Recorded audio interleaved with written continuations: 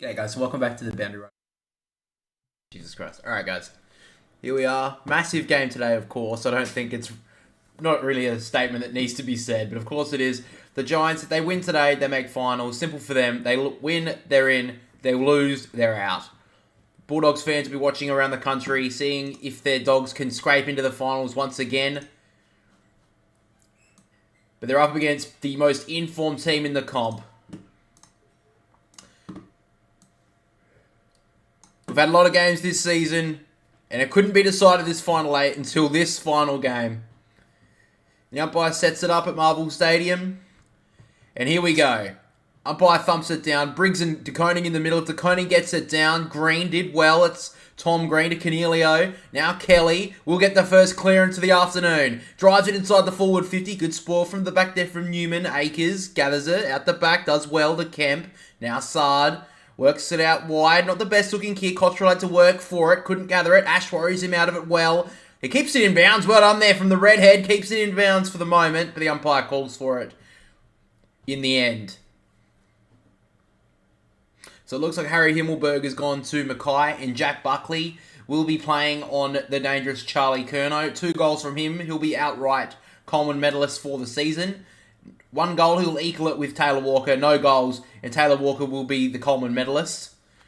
Green did okay there, trying to get the hands free. Newman came in like a steam train, trying to break away from the Kelly tackle, but the umpire calls for it.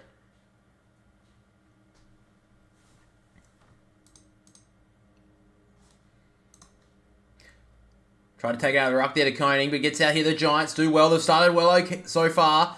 Cornelio works it inside, finds Lloyd. Now they look to switch it. Good kick in the end. Finds Perryman. And now they run the perimeter of the 50. They drive it inside. Kick went towards Riccardi. Wiedering did well. Riccardi did okay on the ground. Bedford, little dance set. 1-2. Then tries a low ball inside. Trying to find Daniels. He couldn't gather it. So now the Blues trying to scramble out of the defence. Fisher did well. And now Wiedering drives it outside the defensive 50. Well done there from Perryman going back with the flight. Looks like he'll get the free kick for a high one. And he does. Back with the flight. Great mark from Perryman early. Giants have started the better of the two so far. Goes long towards the top of the goal square. Up went Jesse Hogan. Couldn't bring it down. Stole it from Sard's grasp though. But then 2 Blues meet him. Drag him to ground. Jesse Hogan coming off a big weekend last weekend. With 9 goals career high against the Bombers. And a massive win for the Giants. We've got bigger stakes tonight. Briggs knocks it down. Green tries to get the clearance. Good tackle from behind there. McGovern clears it out the defensive 50. Great mark from Cottrell. Was under the pump but took the mark. He works out wide, finds Cunningham. Massive inclusion he's been over the past few weeks. In short, the kick was poor though, cut off there by Angwin. So now Angwin, dangerous kick on the wing. Green went up, probably not hard enough, and now the Blues on the counter. Sard, 20-metre handball to the toes of Hewitt. He did well, though. Off to Hollands, and he goes long with the kick. Up towards Martin. Went up a bit early. Gets out the back from the Whitfield spoil and goes out of bounds in the forward pocket.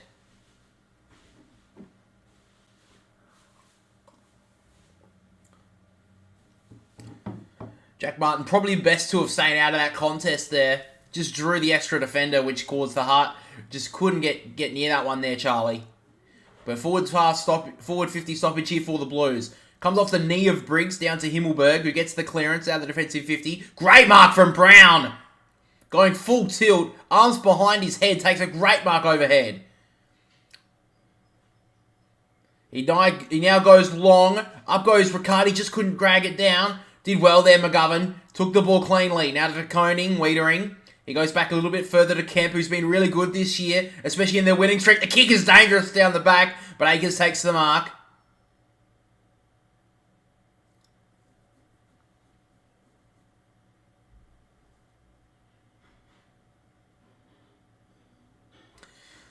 So now Akers goes short and finds Wiedering at halfback on the Telstra logo.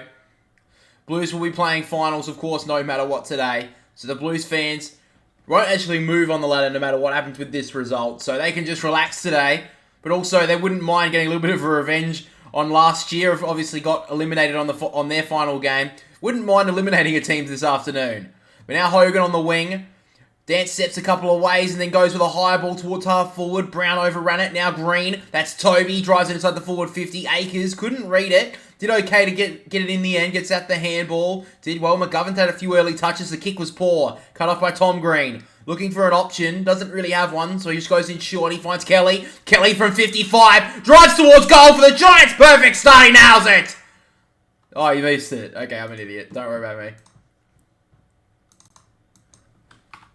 The umpire didn't move. That's why I was like, oh, he's kicked the goal.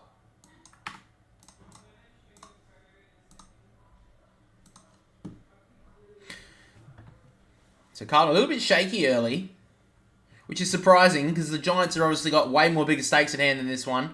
Long ball down the middle of the ground there from McGovern. Couldn't mark it there was Curnow. Now Perryman gets it inside the forward 50. Hogan tries to push his opponent underneath it. It gets out the back. Wiedering's there, did well. Kemp goes in short, dangerous kick. Don't think that went 15, but the umpire gives him a reprieve and Fisher takes the mark.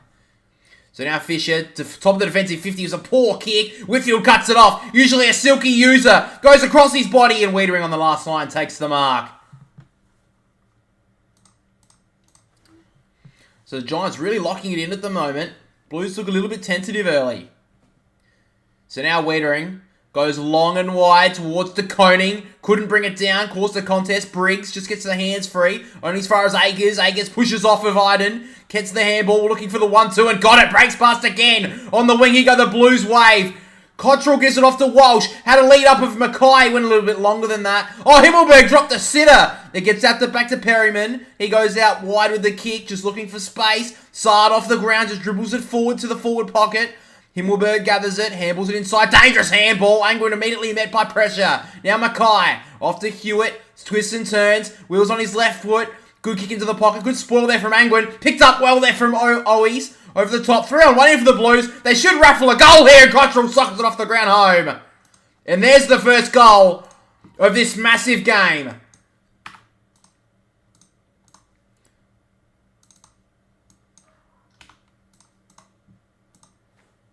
If they win this one today, the Blues, that means they will play the Bulldogs in the first final. And let's be honest, how the Bulldogs have been playing this season, you'd almost bank that one as a win for them. But the Giants have got big stakes tonight. They've had a really good season. They've had a really good start to this game, but the Blues just get it forward there and able to convert a nice little goal.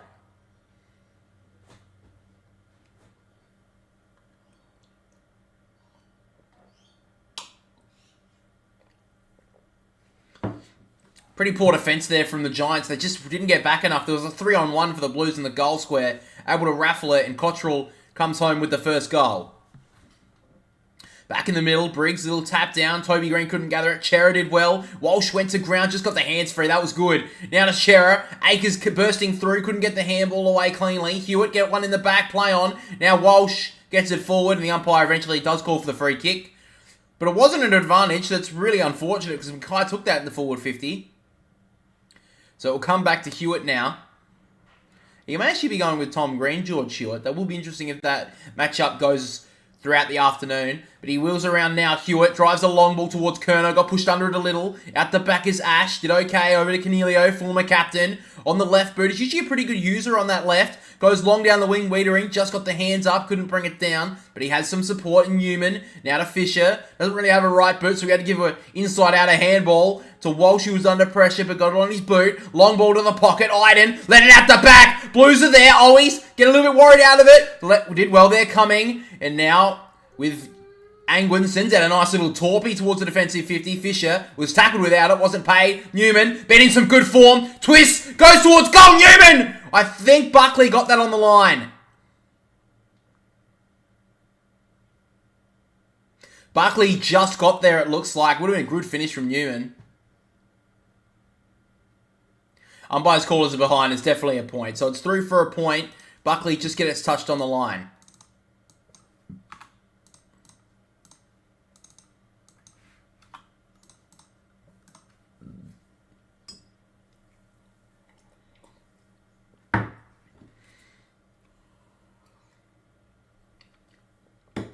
So now Ash will take the kick in here for the Giants. Low kick towards Himmelberg, who gets a little bit of pressure on him, but takes the mark. Obviously, a few weeks ago, re-signed with the Giants. It was great to see for them. A generational defender now for the Giants. One club player, it seems. Goes long down the outer wing towards Iden, who couldn't grab it. In fact, it was Brown that spoiled out of bounds.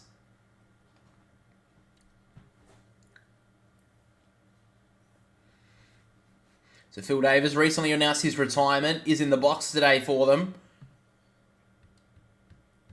Been a great player for them. Came from Adelaide, played a few games with them, but then became one of the Giants' massive leaders throughout their inauguration. But now the Blues get the clearance here. Dow stepped out of trouble brilliantly. Kicks a long ball inside the forward 50. Mackay was the option. Got the hand up. Couldn't bring it down, though. On the ground, he was good, though. Got the snap away. Perryman spoils it away from trouble. Mackay will gather. He's taken out of bounds, though, in the forward pocket.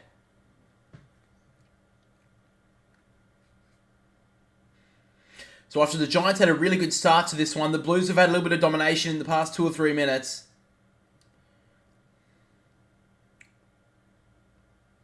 So we're back in the forward 50 here for the Blues. Briggs just got a little bit of extra strength on that one to push his opponent under it. Ash to Cornelio, quickly jams it on the boot. Up goes Toby Green, couldn't bring it down. Hollands dragged down there from Angwin, and a stoppage is called.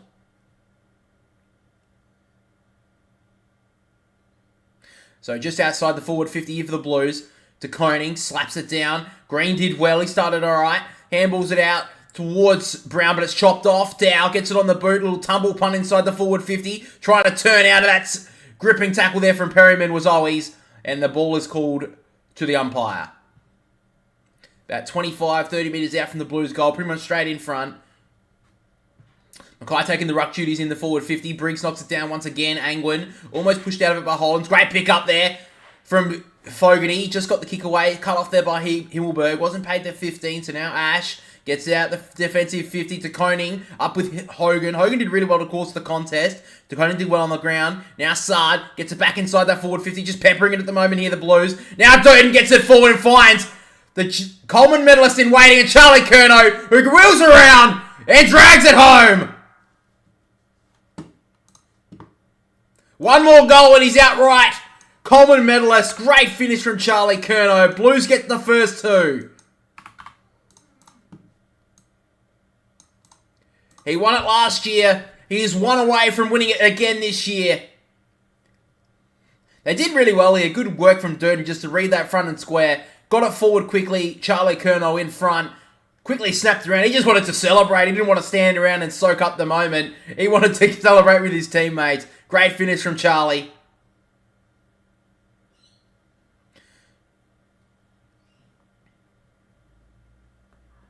He's got 76, currently equal with Taylor Walker, who had a massive game against the Eagles on the weekend. But it's almost determined now that Charlie Curnow will be winning it outright. Blues have definitely started better now. Back in the middle. Keefe and De Koning in the ruck. De Koning probably won that one. Tried to get it out of there was De Koning, but Chera did okay. Great work there from Ward. The warrior he is. Couldn't get it out though. And now Hewitt and Keefe roll up and they're still in the centre circle.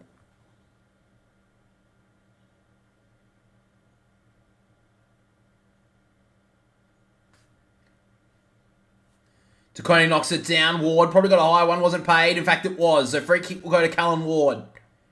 Oh, it's going to be 50. Terrible decision there from Fisher.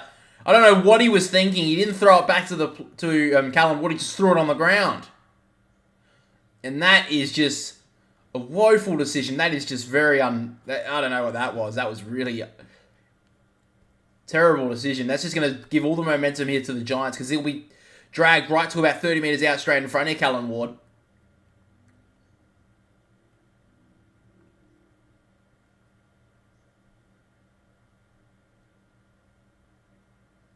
So now Callum Ward, to settle a few nerves here for the Giants, he comes in, the leader nails it.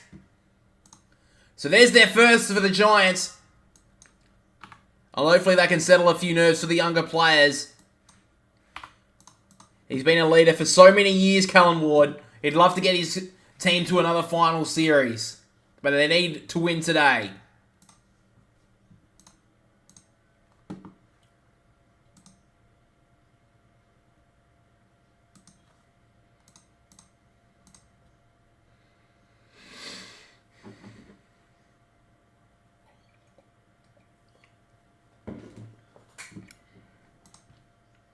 So still 11 and a half minutes to go in this first quarter.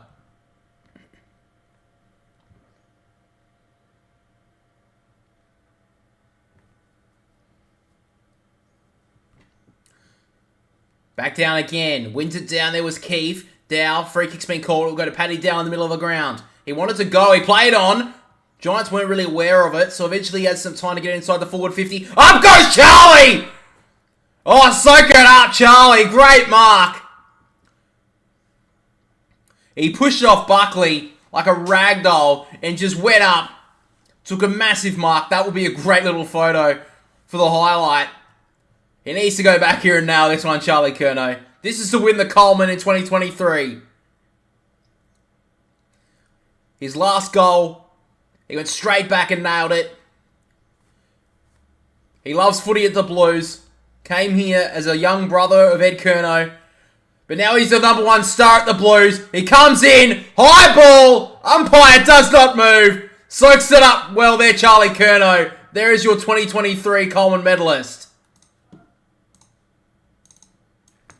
And the teammates get to him. Great finish.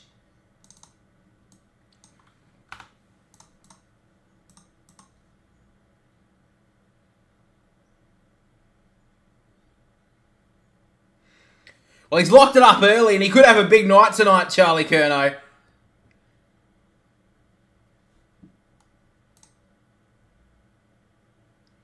Well, that gets the crowd right into it too. The Blues fans up as one. Great finish. Jack Buckley under a lot of pressure early. So Taylor Walker didn't have to wait too long to realise he won't be the 2023 Coleman medalist. Curnow takes it pretty quickly, 20 minutes into the first term. Back in the middle, no now. Keith wins it down. Kelly couldn't gather it. Ward did well. Green off to Whitfield. Working it backwards here. The Giants. The kick across his body was poor. Cut off by Akers. Almost got a high one there, Fisher. Play on. He goes in short. Finds Mackay in the middle of the ground. Got a really big hip and shoulder when he took that mark. Umpire doesn't call for 50 though. So Harry Mackay, centre wing right now. Keith is moving on the mark. He could be in trouble here. I don't think the umpire's noticed. He may have actually just said to stay back 5 metres. But nonetheless, Mackay gets inside the forward 50. Up goes Martin. Couldn't bring it down. Fogarty went hard. Couldn't bring it with him. Whitfield over to Ward. He gets a trickling ball down towards the wing. McGovern and Brown go up. McGovern just got out of his grasp and rolls out of bounds.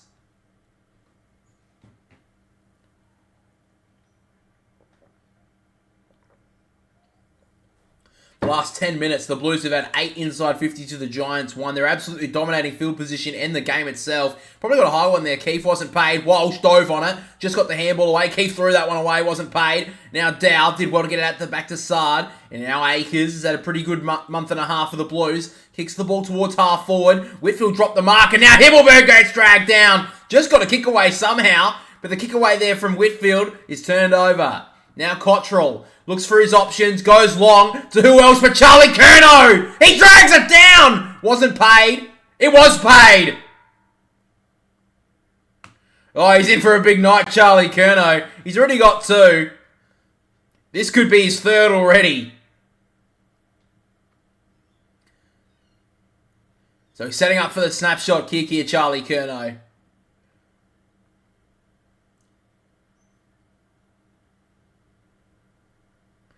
Wheels around on the left boot. Oh, he gets it smothered. He's too close to the man on the mark. He gathers his own smother, though. Dribbles it towards goal. It's dropped on the line by Iden. He's had a couple of opportunities there, Curnow. Couldn't finish the job. And now outside the defensive 50 here are the Giants. So McMullen works it in short to Lloyd. And now Kelly. Giants just need to soak up a bit of the pressure here. The Blues are all over them at the moment. So Kelly goes into Ash inside the defensive 50. They're still quite a young side, the Giants. But their experienced players need to stand up here. Ash goes through a little bit of a gallop on the wing here at Marvel Stadium. Eventually goes along to half forward. Up goes Daniels, the shortest man, couldn't bring it down. Now Briggs just gets boot the ball. Gets it forward. They did well here. Daniels. Now Kelly over the top. Green couldn't gather it. Now Bedford been brilliant this year. Tries to shug off the tackle. Should have been a free kick, but the Blues get the turnover now. Walsh looking for an option. Gets off the handball. Newman had to run back. Just got it in time. Now Walsh again. Goes with a low ball down the wing. It's a pretty good kick. On the bounce there was Durden. Great tackle from Himmelberg. But Durden somehow worms himself out of there. Cunningham goes in short. He finds Fogarty. He's got a free man inside the forward 50. He decides to go a little bit wider and he misses Owies completely. Iden cuts it off. It was a free man inside the forward 50 there for the Blues. It was just out of his eyesight and he just couldn't get it to him. So the Giants get a little bit lucky on that play. So now Whitfield goes inside. Good kick, finds Ash. He's got Bedford in the middle of the ground. If he gets his head up here, Bedford, he's away. The kick was really poor, though. And now the Blues can cause a turnover again. Newman, inside with a good handball to Dow. Now Mackay. Kick was about 5 metres to Cunningham. Great little turn, though, from Cunningham. Goes high towards goal. It's across the face. And it will bounce through for a minor score.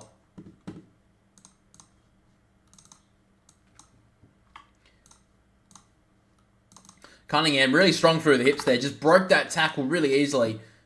He probably had an extra second there just to steady and nail that goal. Just couldn't get enough purchase on it towards the goal square and just went wide. But now Cummings will kick it in here.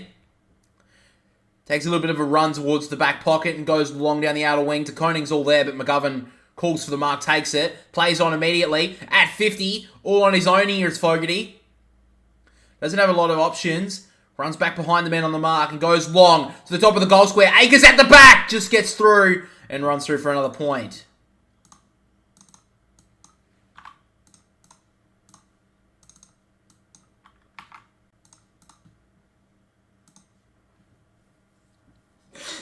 So now Whitfield will take the kick in here. The Giants just need a few moments just to settle. They keep on turning the ball over when they try to exit their defensive 50 and the Blues are all over them at the moment. So it goes short to Ash. Their defenders are really racking up the touches early in this game because it's been back there all of this first quarter. Kicks a long ball out towards Wiedering, who couldn't gather it. Did well there, get the hands free. I think it was Chincotta, but now the Giants can break. Cornelio off the green. Now Riccardi. Out the back is Keefe. He'll take the mark. 25 out. Stands still for the moment and eventually decides to take it back. Take the responsibility and kick a big goal here for the Giants. Just a little play out at the back there from the Giants. Got a little bit lucky with the play. And we're just able to get it on the rebound. Looks like maybe a dislocated finger here for Wiedering. Oh, yeah, that's definitely dislocated. Oh, God, that's a little bit horrifying. He'll probably get that popped back in. He should be okay, Wiedering. But nonetheless, Lockie Keefe. He comes in now. Straight in front. Drills the goal. And that's a much-needed one for GWS.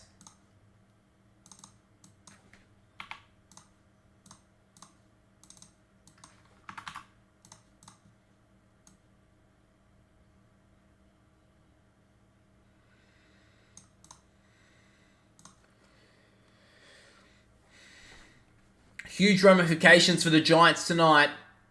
The destiny was in their hands this week. The Bulldogs got an upset win against Geelong, down in Geelong last night. So they have to win this game to make the finals. A lot of people would say they probably deserve it more than the Bulldogs. But the ladder doesn't really give for people who deserve it. It's more about the points. And at the end of the day, if they lose this one this afternoon, they will not be playing in the finals. And the Bulldogs will scrape in once again for 2 years in a row. Back in the middle once again. Umpire gets it down again. Briggs, a little tap out the back towards Cornelio. Had a pretty good start. Gets on that left boot of his. Kicks inside the forward 50. Fisher wasn't looking, but didn't touch his opponent. Newman probably threw that away. Probably not. Probably a little tap out. Fisher works a ball towards the defensive 50 and finds Akers. So now Akers, good little lead up there. Finds Walsh. He now goes long Walsh to Koning. Just couldn't get in front. Curnow did well to bring it down. Now Owies did a little 25-metre run. Eventually gets it off to Hewitt, who just dropped it. Should be pinned, and he is. Good tackle pressure there from the Giants. They've lifted a little bit the past few minutes. Cornelio gets the free kick. Wants to go into the middle of the ground. Doesn't have any options, though, so he's just going to have to go long with the kick. It's not a very good option. Up goes McGovern. Almost dragged it down to the defensive 50. Playing onto the call. Walsh got it smacked away from him. Now Green over the top to Riccardi. Couldn't bring it with him. But Toby Green! Who else would nail it? Toby gets the goal. Giants back within 2 points.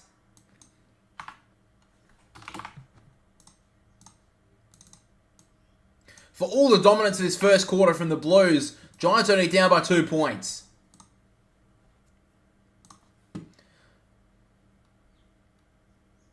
Don't think it was that clever. Commentary say Riccardi's tap was clever. He was very lucky that Toby Green gathered it quickly, because if he didn't, he was going to get dragged down by 2 Blues defenders.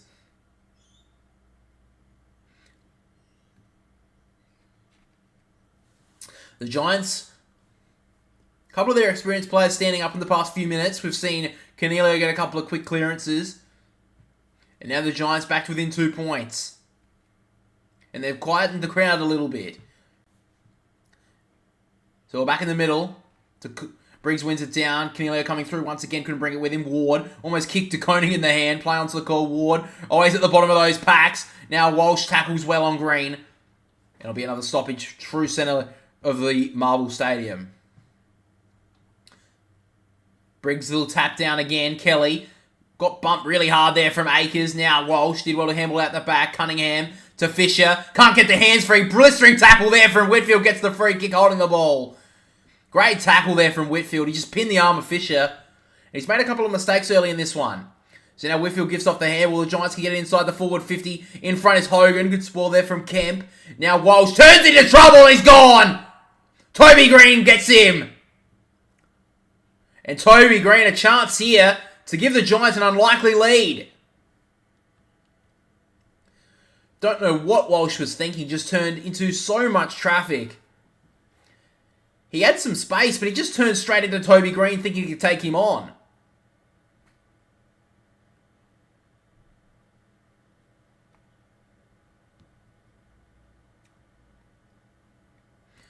So Toby kicked the last goal. He's always built for these big pressure moments, big pressure games. A chance here to get his second. Not much angle to speak of. 40 metres out. It holds that left goal post and it's hit it.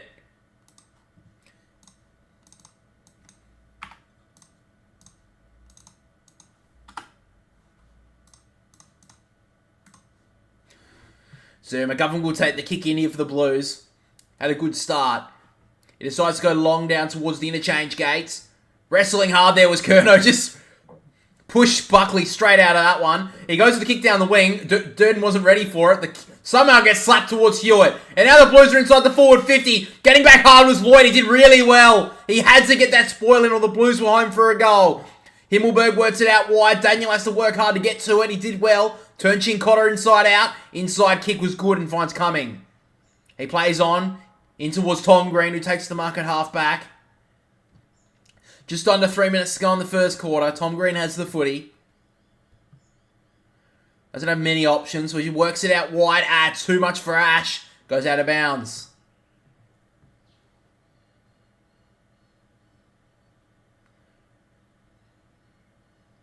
So it looks like his fingers are strapped up here for Jacob Wettering. He'll be back on the field pretty shortly. And basically, since he's been off the ground, the Giants have actually been able to get back into it a little bit in the past few minutes. In the past 10 minutes.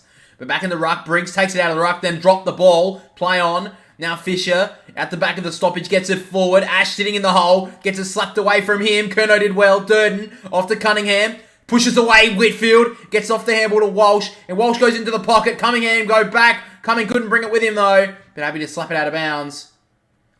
Always couldn't mark and out for a stoppage inside the Blues forward 50.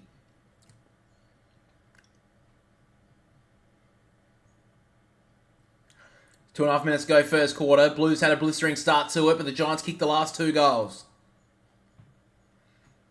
Throws it in once again. Briggs slapped it down. Coming through there was Always, who gets dragged down by Cumming. Got his own head slammed into the turf. And a high free kick's been called out here for the Blues.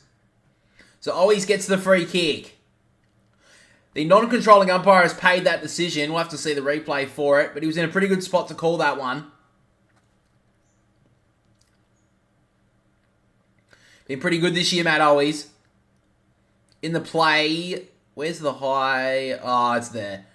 It kind of drifted up a little bit as the tackle went on. But if the umpire calls the stoppage quicker, it wouldn't have happened. So, nonetheless, Matt Always comes in now. He makes 50, kicks towards goal. Looks pretty good. The Blues take a big lead going into quarter time. Slams his chest and the Blues take a 7-point lead.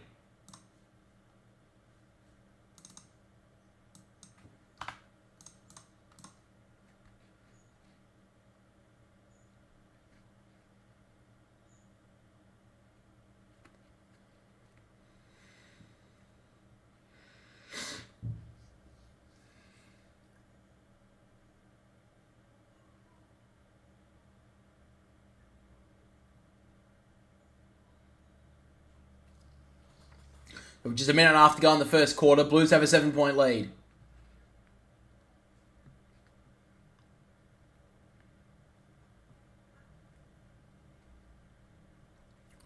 Yeah, so it looks like Hewitt is definitely going with Tom Green this afternoon. The umpire has the ball in the middle of the ground. We meet once again. DeConing wins it down. Green couldn't grab it. Briggs couldn't either. Tried to soccer it out of midair. Couldn't do much with it.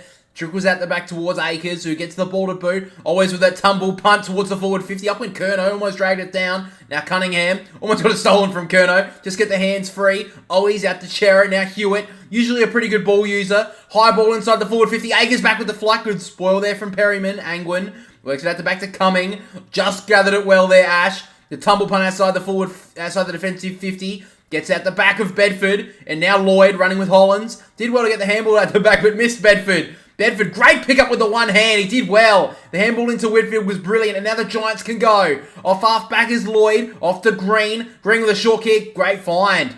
He finds Riccardi on the wing.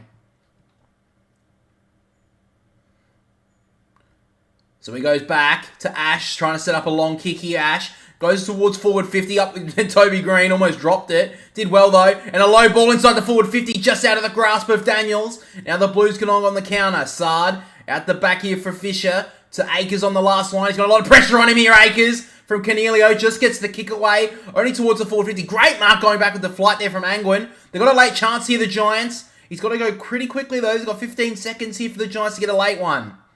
How you doing, Chesto? What are you up to tonight? Goes low, ball inside the forward 50 to Koning, did brilliantly. Takes a great mark late in the first quarter. And the scores on the screen right now will be the quarter time score as the Koning kicks away. So quarter time in this massive game to decide who makes the finals. The Blues have the lead, 4-3-27 to the Giants, 3-2-20.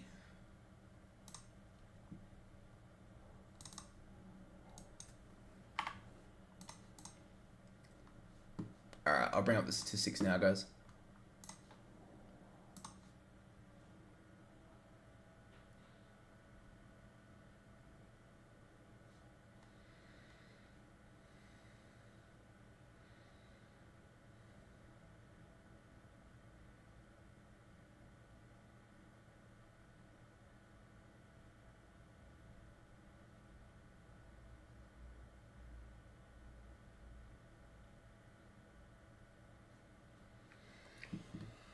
Alright.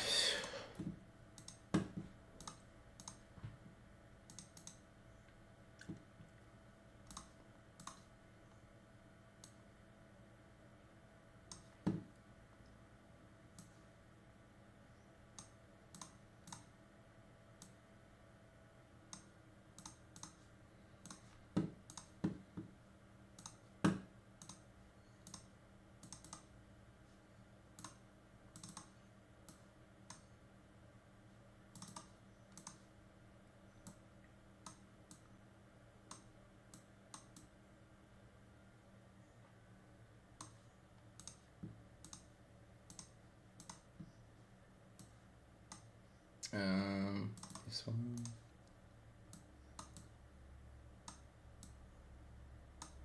Alrighty guys, so quarter time we have leading ball winner on the ground is Blake Akers, probably been best on the ground so far. Actually, no, probably second best on the ground so far, with Charlie Curnow probably being best on so far in this one. Sam Walsh with the 11 along with Tom Green and Lockie Ash, and then Lockie Whitfield with the 8 to round out the top 5. And then for the AFL Fantasy Watchers out there, we have Lockie Ash with the 42, Charlie Curnow with 39, who is the Coleman medalist of this year after kicking 2 goals early in this one. Akers with the 38, Tom Green with the 36, and then rounding out the top 5 is Sam Walsh with the 35.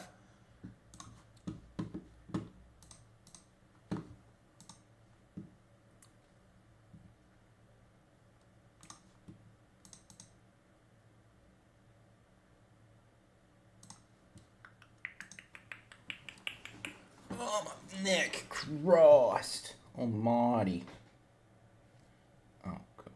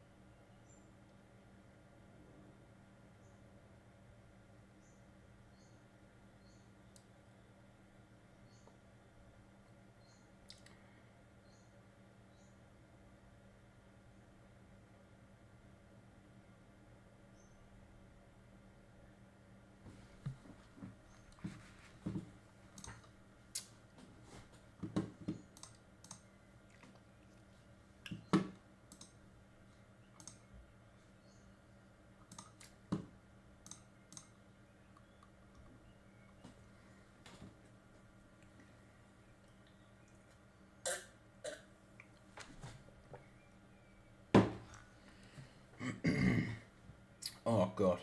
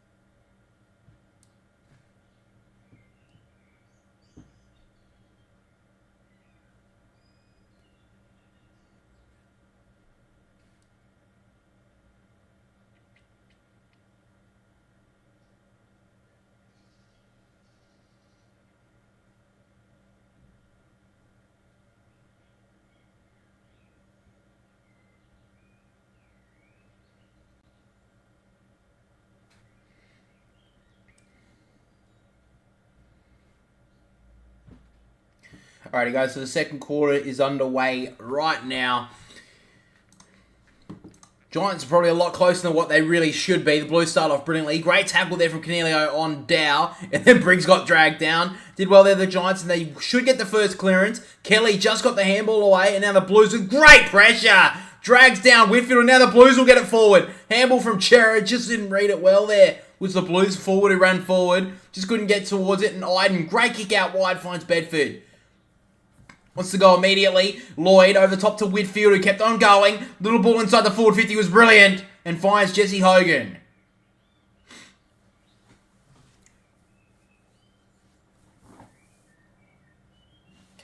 So a chance here for the Giants to get within 1 point. Big game from Jesse Hogan last week with a career-high 9 goals. Has been pretty quiet so far. So a chance here to get on the score sheet.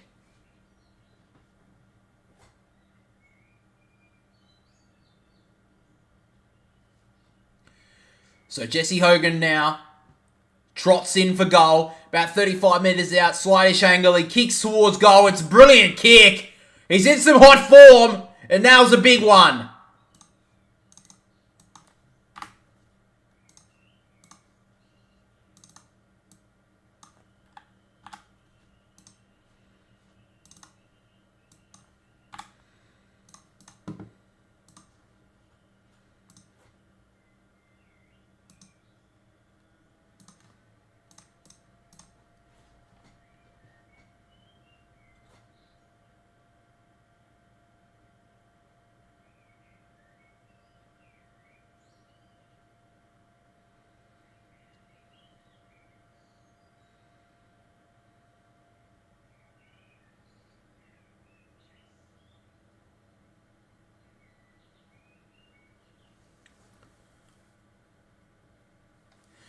So we're back in the middle now. Briggs wins it down. Chera just ran over it a little. Now Dow dove on it a bit, but Green got him high. Wasn't paid. Briggs slung down Chera. Another stoppage called.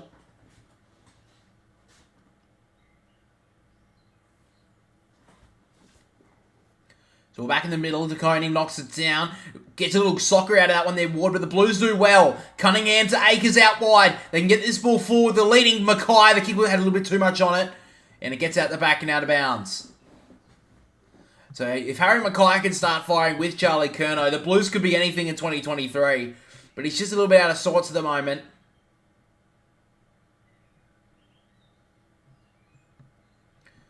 So we're back from the throw-in. Briggs knocks it away, trying to get it towards Cornelio. Little pick-up, gives it straight off towards Whitfield. And now he goes long down the wing. Just out of the grasp of Hogan. Gets at the back of him. Wiedering couldn't bring it with him. Chincotta somehow got it to Chera. And now to Koning. Try to get away. Cunningham. Chera couldn't glove it. But did well to turn out of trouble. Gets it inside the forward 50. Briggs going back. Did well. Oh, they dropped an absolute sitter. Curnow. Off to Fogarty. Stances one way. Slaps around the back. Iden gets there and missed the ball. Goes out of bounds in the forward pocket. Big drop mark there from Briggs. Then Iden could have taken a mark and given a relief of pressure, but then he gets it out of bounds. So still pressure here on the Giants defenders. So Mackay and Briggs do battle in the forward line. Mackay takes it out of the ruck, tried to give it a little handball off to Martin, who got in his road. Now Whitfield off to Iden. Ward, he's had a pretty good start, kicked a goal early, sends the ball down the wing. McGovern just couldn't grab it, and Keith happy to see it out of bounds.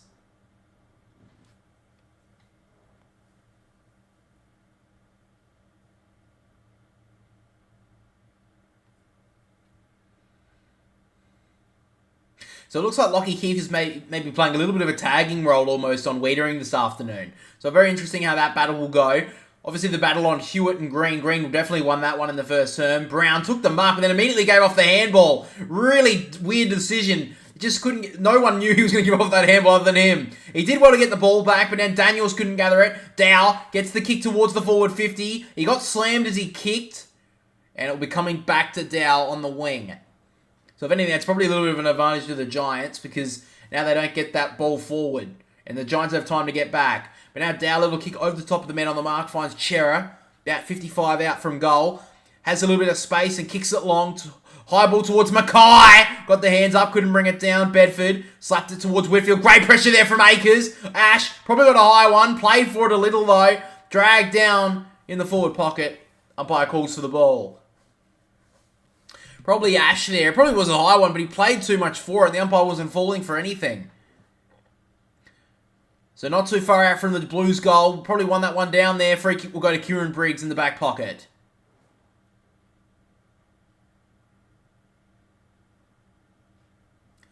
So Briggs gets it in the back pocket. Not really the distributor you want, but he's going to have to do something with it now. Sends a long ball down the wing. Up goes Jesse Hogan, but out the back keeps taking a good mark.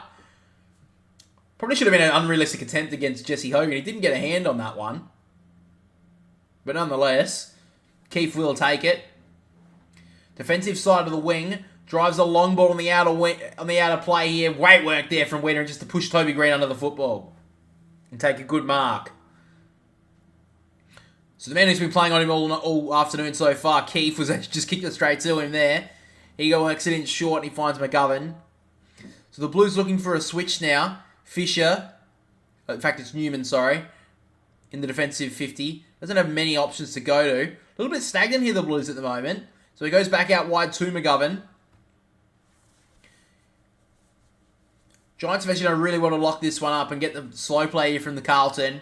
He now goes long with the kick here, McGovern to the one-on-one. Mackay, great mark! Just plucked it. Probably should have got 50 there, Mackay. Wasn't paid. He plays on now from 60 metres out. Goes long towards Charlie Curnow. He overran it. Gets out the back. Buckley takes the mark. Buckley just read it a little bit better there.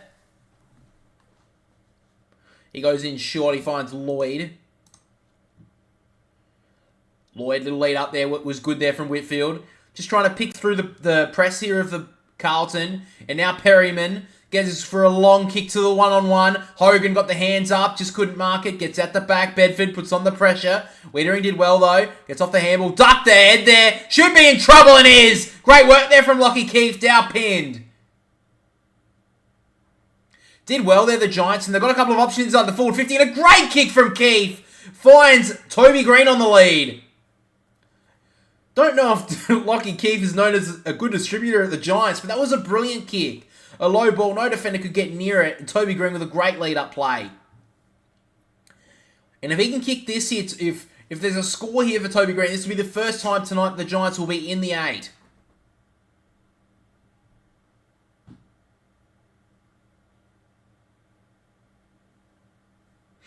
So the live ladder is up now on Fox Footy. As Toby Green comes in, he kicks towards goal. It fades back nicely, and for the first time tonight, the Giants take the lead.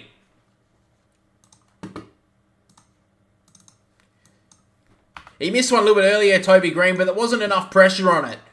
This is the one to get him back in the top 8, and he nails it. Did really well here, Lockie Keith. He saw Petty Dow just drop the head, and he knew if he just runs and tackles him here, he's going to be pinned. And then the kick from Lockie Keith was a brilliant one. Toby Green just had a little bit of extra space here, and Wiedering could not cover it. And a good goal here from the Giants take the lead for the first time. So right now, as it stands, the Carlton would be playing the Swans in the first round of the finals. The umpire thumps it down once again. Koning wins it down. Coming through there is Walsh. Had an arm pin. Just got a handball away. Maybe. No, he got a high free kick. So Walsh will get the clearance of the Blues. Turns and goes. Long ball towards the forward 50. Up went Martin. 1-2. Grabbed it. Should have been paid. Wasn't. Nonetheless, Keefe out the back to Himmelberg, who just gets it on the left boot. Snapping ball towards half forward for the Blues. Hollands did well out to Chera, who can drive it back inside. Low ball inside the forward 50. Always didn't go for it. Himmelberg takes it. Giants really holding up well in defence in this second term. Seems like the Blues have just kind of gone a little bit too Charlie Curnow conscious at the moment, and they're just bombing long to him. Something they got into, it's a real bad habit they got into early in the season. Now Kemp tries to get the handball off to Koning, who got worried out of it. Hogan left it behind. Then Walsh did as well. Koning gathered it, but the handball was poor. Cornelio jams it on the boot. They got a couple of players here, the Giants. The kick just went to the only Carlton player back there, which was Wiedering. He gives it off now to Newman, who's trying to find the perfect option. Touches it on the ground. Breaks past Hogan, then get a lot of pressure on him. Just gets it on and drives it long. Up goes Durden from one deep. Couldn't bring it with him. Ash tackled well there from Hollands. Got the handball away to Green. Great work there with the Giants. Perryman gets it forward. Brown off to Angwin. The handball from Angwin was really weird. Made Daniels work hard for it. He did well to get out of the pressure. He works it inside to Cornelio. The former captain could deliver right here, right now. And you bet he does. Giants go big here. They've stood up in this second term. 11-point leaders.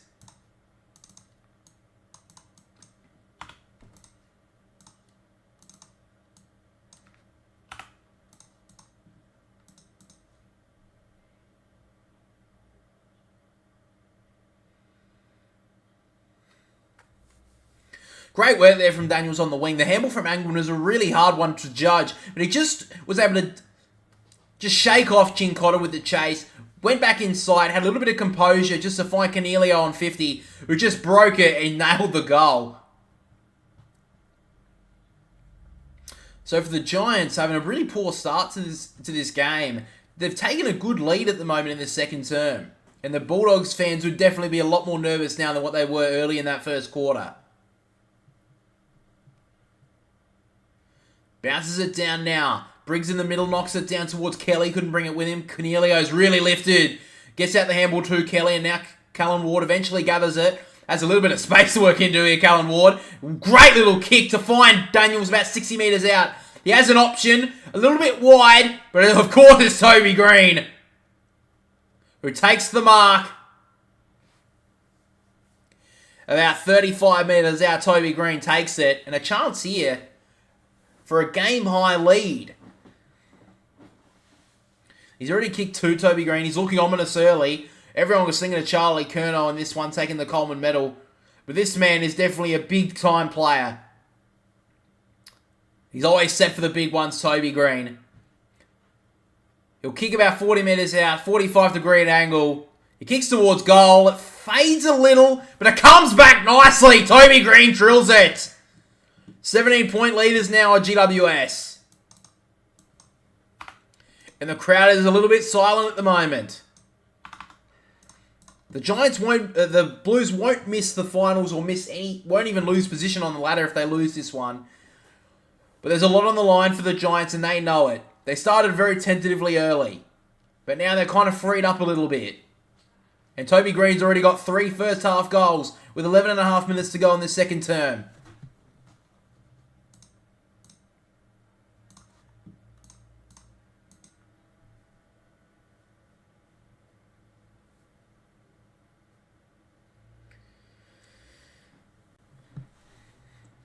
So Blues yet to score in the second term. The Giants already have 4 goals. Back in the middle, and again Harry Mackay's in the ruck. I just don't know about that option. There'll be a block, and a free kick will go to the Giants out of the middle. So Briggs will get the free kick. Mackay, you can't block someone out of the ruck contest, but gave no opportunity for Briggs to go up for it. He eventually wheels around and goes long towards Riccardi and Hogan. Wiedering in front, couldn't bring it with him. Now Brown, the Irishman, gets it on the boots. He can't bring it back enough, though.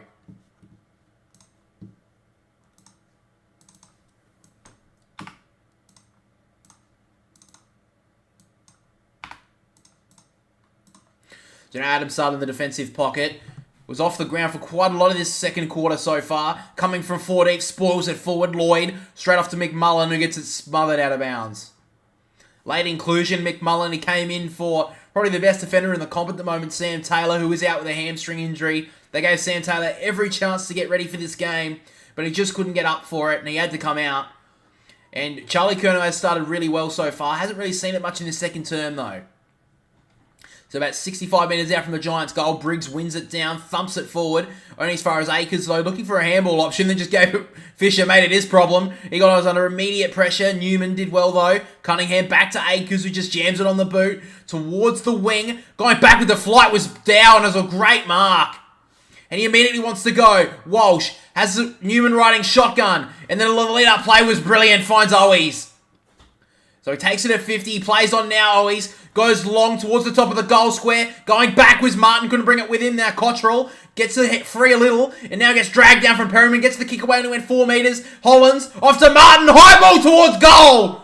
He nails it, Jack Martin.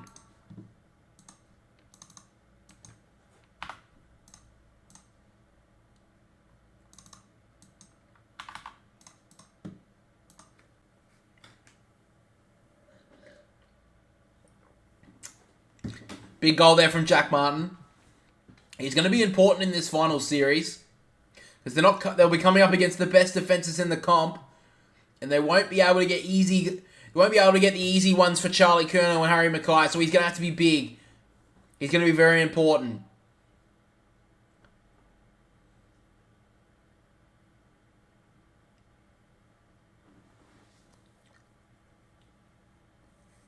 That was his first touch of the afternoon, Jack Martin. But he kicked the goal.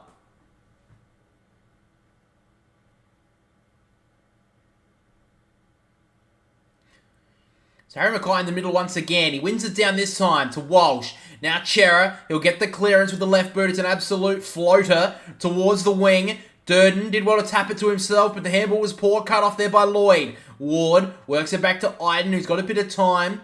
He just sends a higher ball down the wing to a one-on-one. Thrown out of it there was Green. In fact, it was McMullen, and Sard takes the mark. He goes short and back to Fisher. Looks like the Blues are looking to switch it now. He goes to Wiedering. In fact, it's Kemp. So now Kemp in the defensive 50, looking for an option. Goes with a low ball towards Charlie Curnow. Great read there from Buckley. Spoils it forward. Got a good 30 metres on the play, and then Daniels worries Kemp out of it, knocks it out of bounds. The pressure's lifted from the Giants in the second term. They have a 12-point lead. 9.5 minutes to go in the second quarter. So Nick Haynes is the sub for the Giants. So that will be big coming in the second half with the experience. And can definitely help down back this afternoon. Brings in the ruck. Both of them missed it. Landed in front of him. Thump forward there from Chera. Mackay read it well. Tapped it to himself. That was really smart. Then took the tackle from Himmelberg. Just got the handball away. Whitfield gets his handball smothered. Free kick's been called though. And we'll go for Lockie Whitfield for a dumping tackle.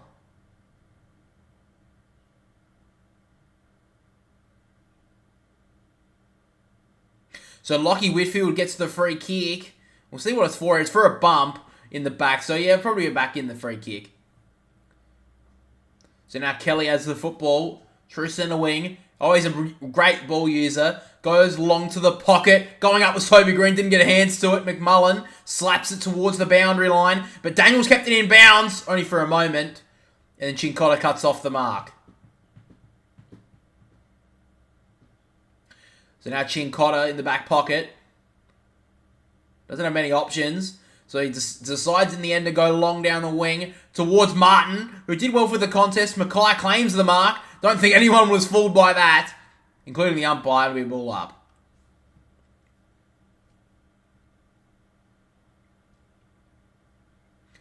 Umpire throws it up once again. Briggs thumps it down. Fogarty left it behind. Daniel Lloyd did really well. McMullen slaps it on, trying to find Whitfield. Great tackle there from Durden. Grabbed his right hand to get it, so he could not get a handball away. But the Giants inside the forward 50 now. Little tap down there from DeConey. Hewitt coming through, worried out of it by Daniels. He works it out the back towards Whitfield. Whitfield, usually a pretty good ball user, tries to find McMullen in the pocket, who kept it alive for a moment, but now the Blues cut it off. Fisher to Sard, and now Hewitt. Sends the ball down the wing. Should be a free kick to Mackay, and he gets it. Almost a professional free kick given away there from Harry Himmelberg because it gives the time for his defenders to get back. So he gives off the handball quickly, and now Fogarty on the wing takes the mark. Probably at a crossroads in his career for the past few years, and probably early in his career as well. Obviously, he was at Geelong at the start of it. He goes along with the kick now. Good spoil away there from Cumming. Lloyd tries to keep it in front, did okay, but now Walsh has an option with the hands. He finds Hewitt, who's been quiet in the second term, but that kick was brilliant. He finds Matt Owies with a little lead-up chip kick, went about 15 metres, just the required distance, and he finds him about 40 metres out. Very good ball user, Hewitt. Probably not known for that very much, but at the Swans he was a very good ball user, and he's brought that, along with his clearance play, to the Blues.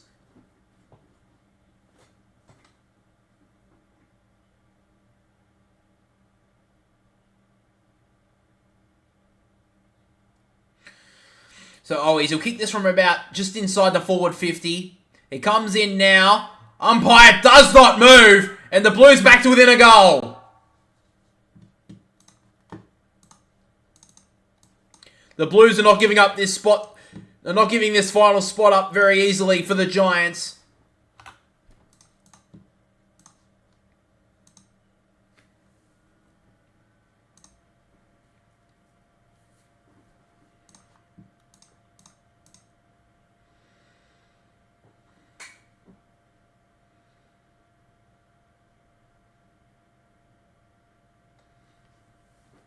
Oh, my neck, fucking Christ.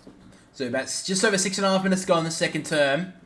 Giants started this quarter very nicely, but the Blues have kicked the last two.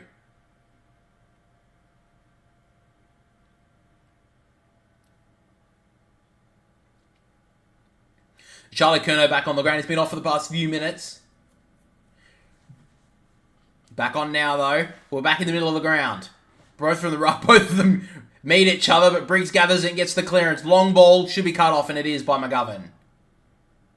Plays for the free kick a little bit, McGovern, looking for the 50. Didn't get it. Umpire wasn't falling for it, so McGovern now works back off the mark and finds a little kick, finds Kemp.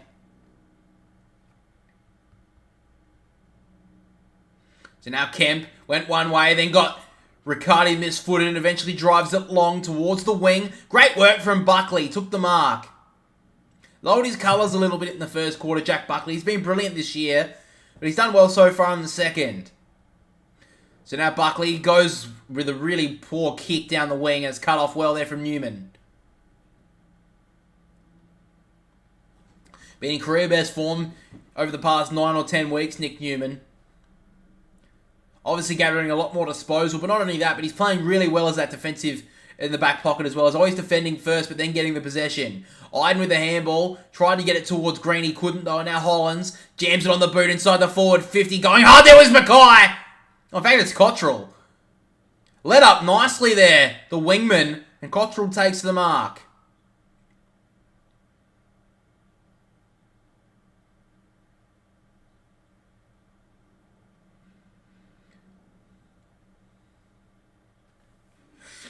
Cottrell read that really well. Played a little bit of his early career at Carlton inside the forward 50, but he's now been moved onto a wing for the majority of this year. He's played really well. But a chance now to get the Blues level pegging on the scoreboard. He comes in, kicks towards goal, fades to the left and goes through for a minor score.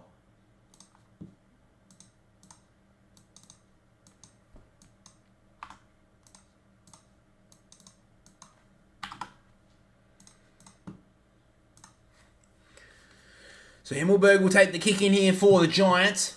Takes his full meterage and kicks it long towards the interchange gates. Did well there, Riccardi, to get in front. But great spoil there from Sardos. A desperation spoil. Worked hard and got it out of bounds. Riccardi almost had that. Probably got a little bit too casual on that mark. He just went up with that. Went for the chest mark and it gave time for Sard to get the handball, get that spoil away. But from the stoppage now, it's Bedford. He'll get the clearance. Wide ball towards the boundary line, but a push against Riccardi. Surely it will go to Brody Kemp.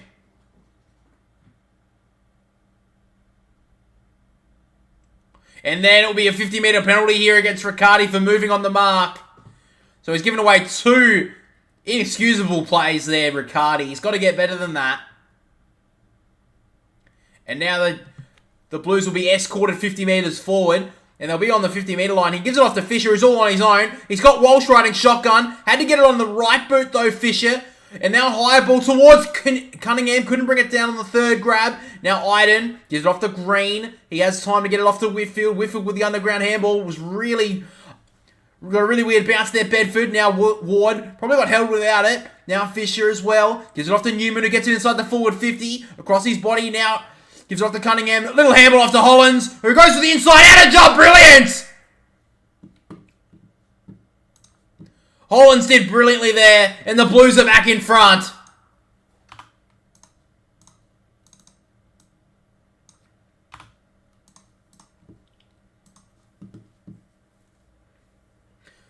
Hasn't had a lot of touches, Ollie Hollins, but he's done well in this game so far. Almost set up a goal for Cottrell earlier, and that was a massive finish from the pocket. Just inside that, just outside that left-hand goal post. All you need in this game. And he gets a couple of high fives from the crowd. Great to see from the young man. Blues have just knocked the Giants out of the top 8 with that goal. In fact, no, he hasn't. Score review has been called and he's hit the post. So it will be recalled and it will be a behind here.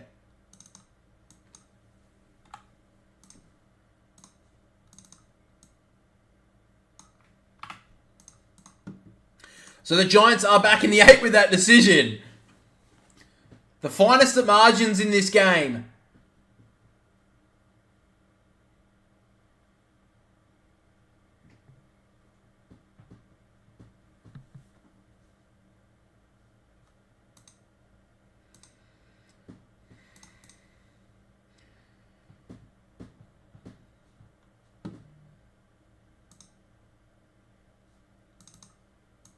Hang on, so it's fucking out. I'm a bit of a moron.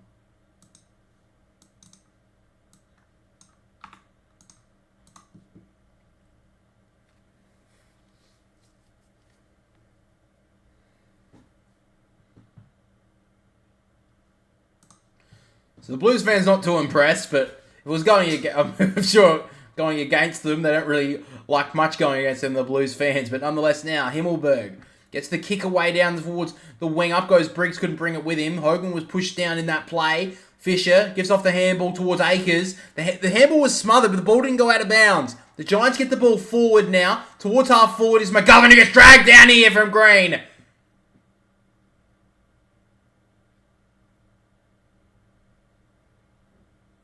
And a free kick will go to McGovern here for a sling tackle, it looks like.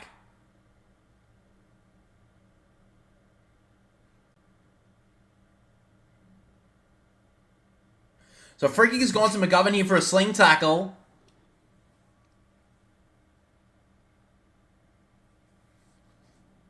So Toby Green will come off the ground here with a blood roll as well to the cheers of the Blues fans. I have to look at that tackle again, because I thought it was a pretty well executed tackle in my opinion.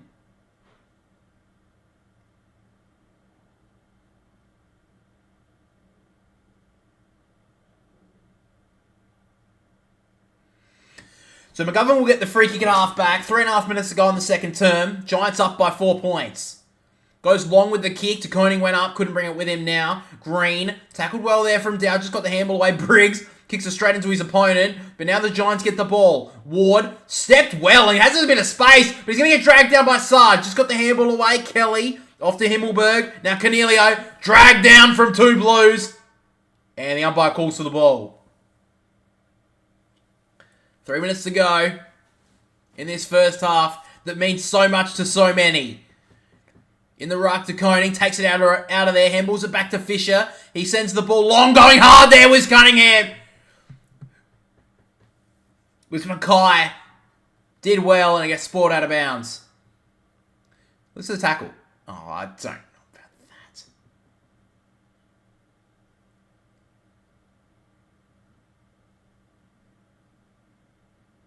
I don't think there was a lot in that, to be honest. But anyway, I thought it was a pretty decent tackle. Anyway.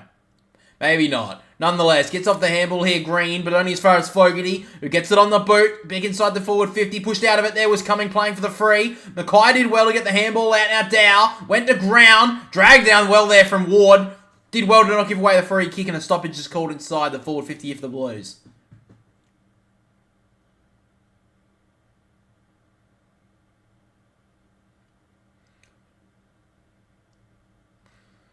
Briggs takes it out of the ruck. He's done that a few times tonight. Gets it outside the defensive 50. Did well there, Sud, for a moment, but then Brown almost stole it. And then the boundary line stops that play. That won't worry Toby Green too much. He's already kicked 3 goals in the first half, despite that free kick given away.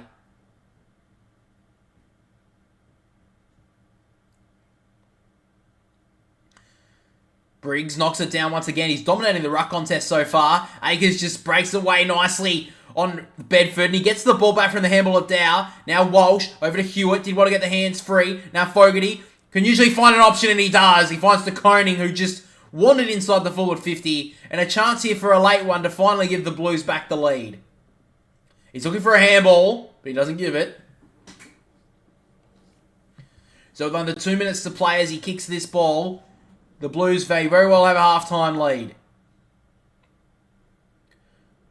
A lot of talk about him in the mid-season if he would leave the Blues. He decided to stay on. And this is why the Blues fans love him now. De Koning nails the goal. Blues are back in front finally.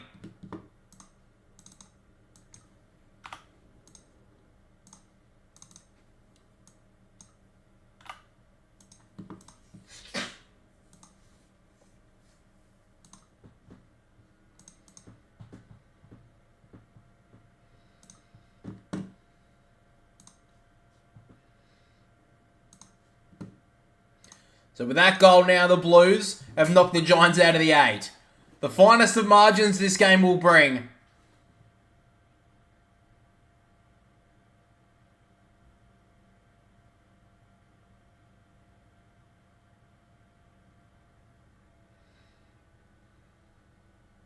So we're back in the middle once again. Giants dominated the first half of the second quarter, but the Blues have fought back and take the lead back as well. Ward taps it towards Kelly, and now Cornelio, who needs to lift a little. He had a really good start to the second term. Bedford going hard, couldn't bring it with him, but now Ward drives it back inside the forward 50. The kick's not the best there for Hogan. Gets spoiled away into some space here for Fisher. Just gets it on the boot without even looking, and the kick was poor. Cut off there by Cumming. Fisher just a little bit of received pressure on him there. He had no pressure on him whatsoever. He just thought he was. And got on his right boot when he knows he can't. That's just always used for standing, not much for kicking. And then just turned it straight over. And a chance here for the defender and Isaac Cumming to get one back here for the Giants against the run of play. Only had the 3 touches so far, Isaac Cumming. He's been okay. He plays on now, though. He drives a long ball towards goal. It's got there! Cumming kicks the goal, and the Giants back in the 8.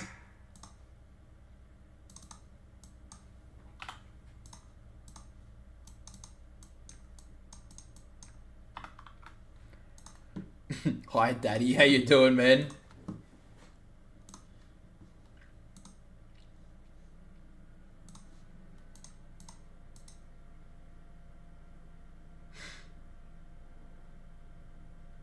The Giants win this one tonight. They will be playing St Kilda in the first round of the finals, and the Blues will play the Swans. If the Blues win tonight, the Blues will play the Bulldogs in the first final, and the Giants will be out of the 8. So it means everything for them. You're hot. It's gee, thanks. Back in the middle now, though. Knockdown there was to Koning, and now Walsh works it back towards Hewitt, who gets it forward, out towards the wingers Hollands, who gets dragged down there from Lloyd, didn't get a hand free, and now Walsh threw that one out as well. Ward breaking through did nicely. Off to Daniels, little kick across his body was brilliant, and now Cornelio breaks 50 in his 200th game, but the kick goes wide. And they take a 5-point lead now.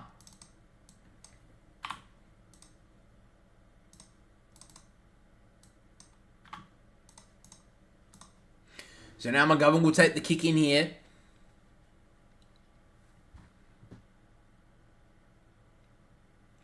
He plays on now and sends a higher ball down towards the wing. Mackay got under it a little. Gets away from Himmelberg. Now Akers breaks the tackle. Gets the handball away to Dow, who jams it on the boot towards the wing. Durden just out of his grasp. Working hard onto it. Akers is around. No, he's not. That's fucking... And then a ball call for a stoppage. Cornelio look a little bit sore at the moment. 5 seconds to go in this first half. Maybe a quick clearance for either side could get the ball forward. Umpire throws it up though to Koning. Probably didn't win that one down. Briggs did well. Now Newman gets it on the boot. Only as far as Kelly. And the siren goes for half time. And these teams have hardly been separated throughout the match so far. The Giants still have a half to go. If they win, they're through. If they lose, they're out. Their destiny is in their own hands. And at half time, they have the lead by 5 points. Scores are 7-5, 47 to the Blues. Down by 5, 8-4, 52 to the Giants. And guys, we'll be back at half time in about 15-20 minutes with the second half. Okay guys, so welcome back to the Boundary Riders podcast. Today we're up to episode 25, which is... Actually, hang on a minute.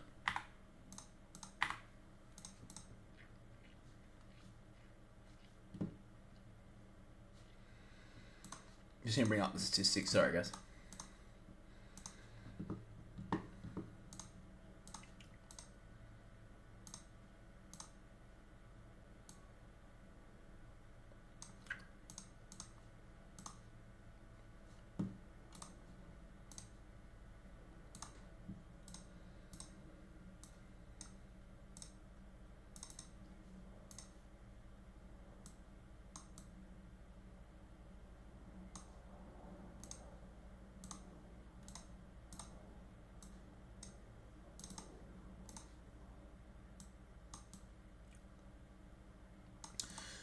Alrighty guys, so at halftime we have Tom Green leading all comers with the 20 touches, has been brilliant so far. Akers with the 18 leads all comers for the Blues. Then we have Walsh with the 17 and then 15 to Lockie Whitfield and Zach Fisher, rounding out the top 5. And then for the best fantasy points out there, we have Tom Green with the 64 leading all comers, along with Akers with the 64, Cornelio with the 57, Whitfield with the 56, and then Tom de Koning with the 56 as well, rounding out the top 5. And now guys, in about 15 minutes we'll be back with the second half. G'day guys, so welcome back to the Boundary Riders podcast. Today we're up to episode 25, which is, halfway there to 50. And what a massive round we saw in round 23. We obviously saw Hawthorn nearly get there against Melbourne, but Melbourne were able to grind that one out in the end today. We saw Port Adelaide be able to continue their form and keep their top 2 hopes alive.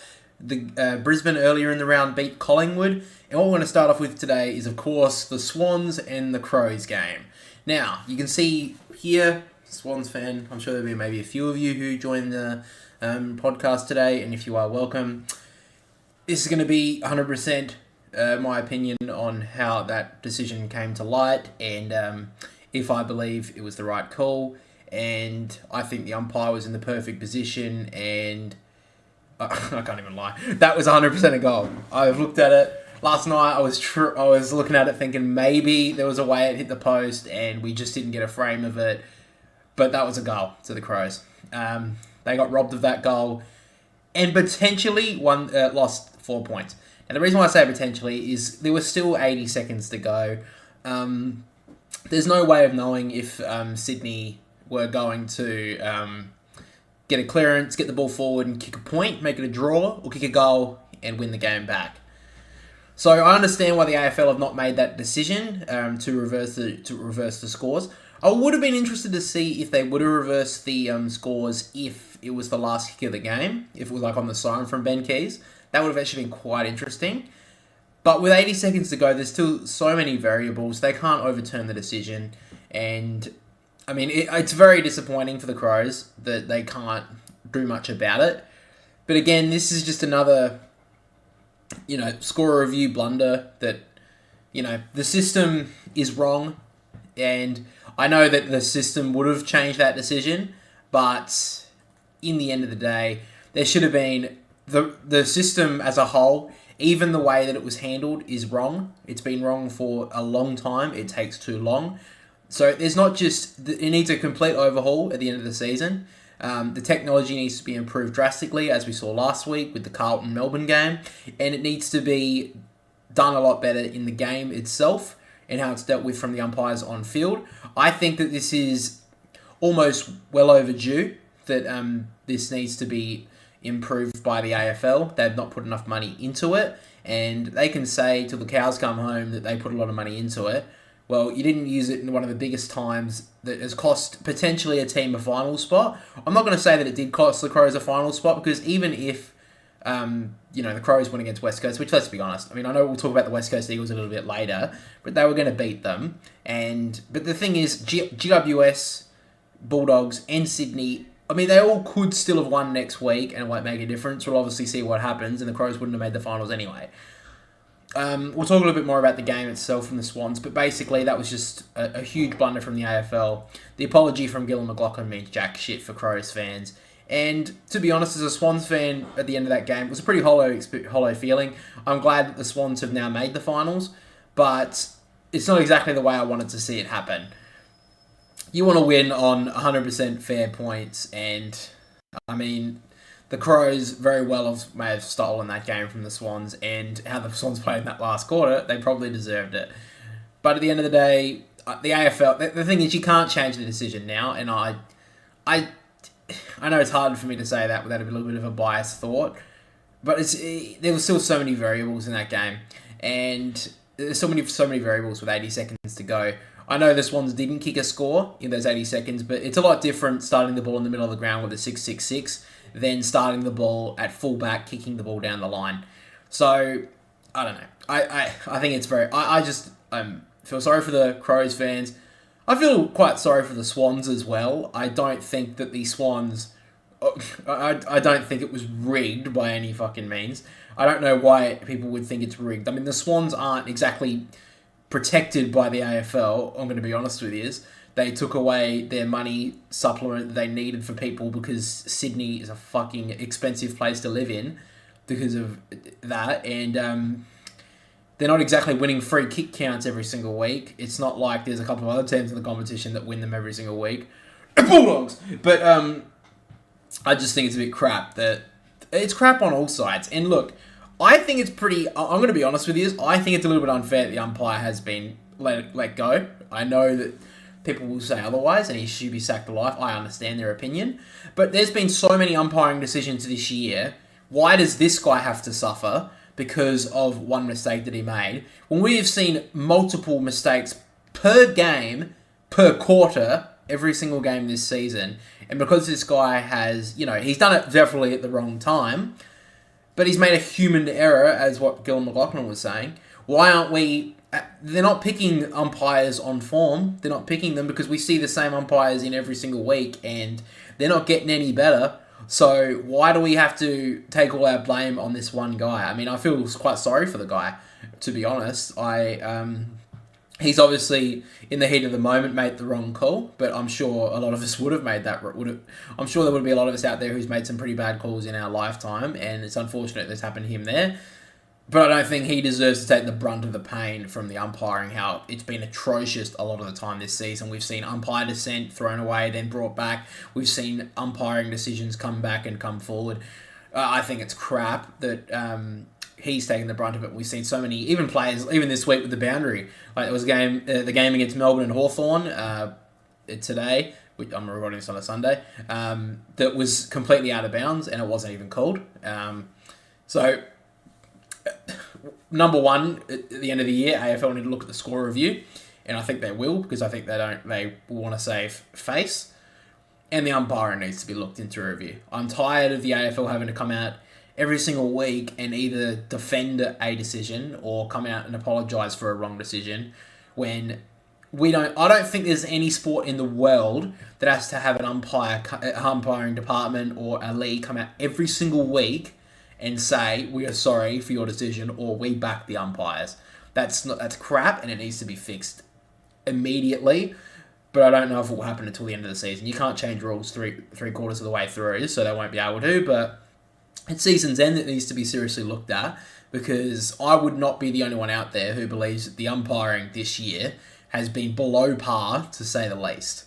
But, of course, we will move on now, and we will get into the review of round 23, and as you guys know, we always go through the votes of every single game, and at the end of the year, probably in the week of the bye for the finals, we'll be doing a live countdown of every single vote so far, and the winner will be getting the Writers' Medal, of course. Now, I know that's a big deal. And also, we'll be taking home, not Charlie, because who gives a fuck about the Brownlow? It's all about the Ryder medal. Who's taking home Ryder? So, fucking, I'm just jacking off myself at this point. But anyway, of course, at the start of round 23, we had 1v2. Collingwood v Brisbane at Marvel Stadium. And I think it's really funny that Collingwood are sitting there whinging about playing at Marvel Stadium when you play 15 of your games in the season in Melbourne.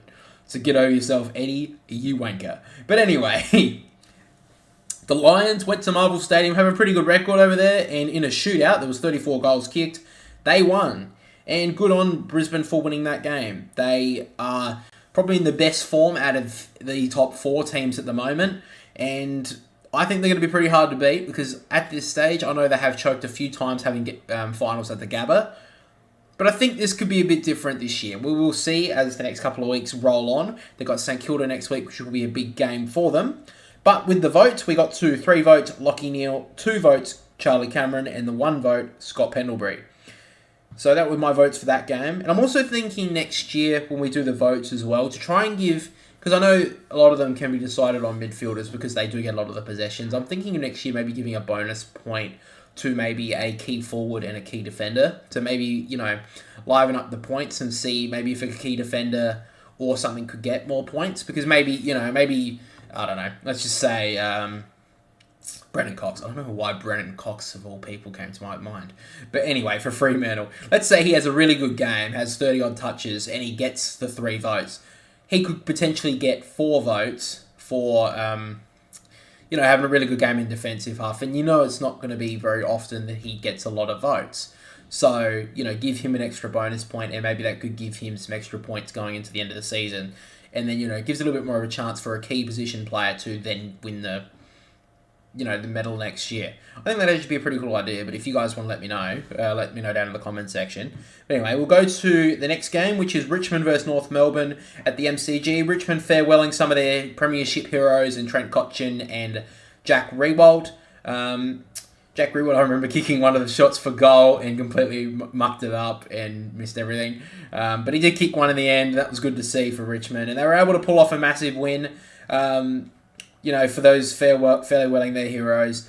I will say as well that recently the news came out that Jack Ziebell got coward punched at a bar or something after that game, and he was also being farewelled with retirement, and that's just fucking cowardly and bullshit. Fuck whoever punched him. And I don't know why you would anyway. It's not like Jack Ziebell did I don't think he did anything in that game. It was like untoward or anything, and it sounds like it was an unprovoked attack, so fuck that person to the moon, you dog. But anyway, hopefully he's all good. I think the latest update is he's going through, he could have to do some facial surgery, so I hope everything goes well with him. But in the meantime, we'll get to the votes now. The 3 votes went to Shea Bolton, 2 votes to Dustin Martin, and the 1 vote to Nick Larkey. I'm going to say it, Nick Larkey I think is one of the best key forwards in the comp, and it's so unfortunate that he's playing for such a ravel of a team in North Melbourne, who are now bottom of the ladder, and are not even against a team like West Coast, who are one of the worst teams we've seen in 15 plus years, basically since Fitzroy or whatever. Embarrassing for North Melbourne, honestly. To not even have a worse a season as West Coast, to be below them on the ladder is freaking deplorable. But Nick Larkey is one of the shining lights, and he wins the best and fairest for them by a country mile. After that, though, we get to a near upset, which was the Gold Coast versus Carlton in the Gold Coast at Heritage Bank Stadium. They were pretty close to losing this one, Carlton. The Gold Coast Suns had a blistering start, and but they got pegged back throughout the rest of the afternoon. And in the end, Carlton got away with a big win here, secure their spot in the 8, which was basically already secured anyway. Unfortunately, won't have a chance to push late for that top 4 because Melbourne win today.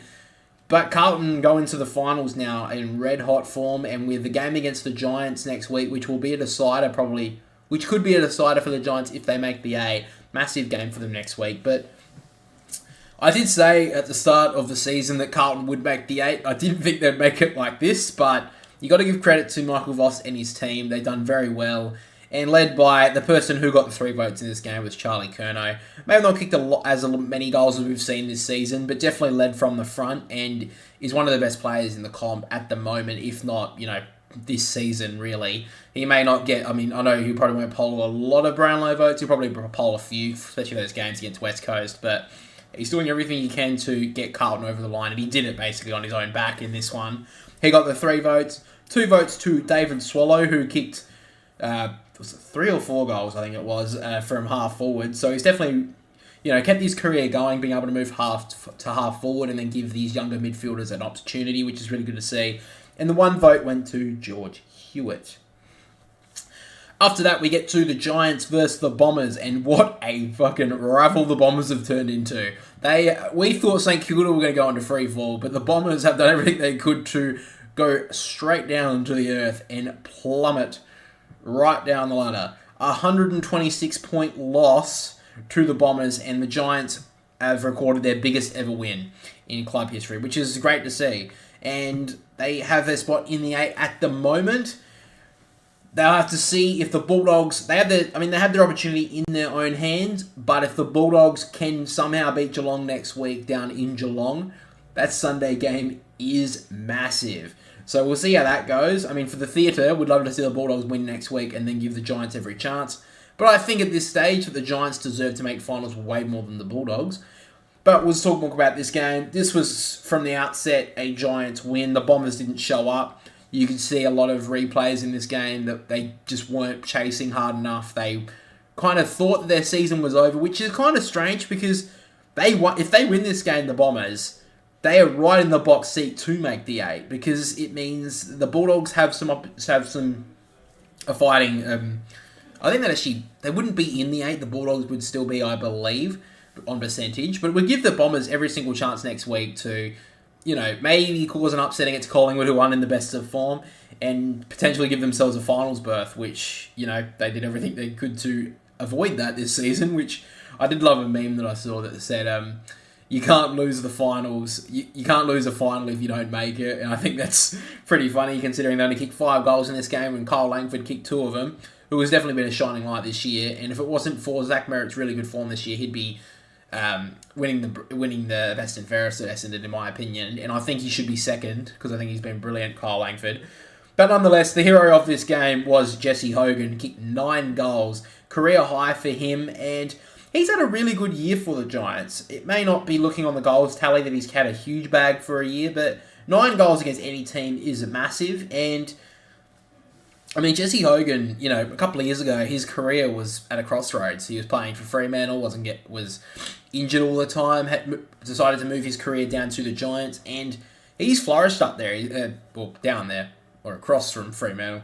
But he's done very well, Jesse Hogan. So, of course, he got the 3 votes. 2 votes went to Tom Green, and the 1 vote went to Lockie Whitfield. After that, we get to the Saints versus the Cats, and the Saints surprisingly have locked in a final spot, and Geelong, the reigning premiers, have plummeted right down the ladder and will not play finals. This quite surprised me. I thought the St Kilda were going to plummet right out of the 8, but I mean they banked their wins early and they were able to hold on to that top 8 spot. And if they can, pull a win next week against the Brisbane Lions, they hold a home final in the first week of finals of the finals in 2023, which is massive considering. A lot of the people wouldn't have thought that the Saints would have been anywhere near this in 2023, but Ross Lyon's been able to build this team. They have found some stars, some young stars in Owens. We've seen Wanganeen Malira play brilliantly this year. Max King's came back and had an impact. Jack Sinclair's been brilliant in the midfield.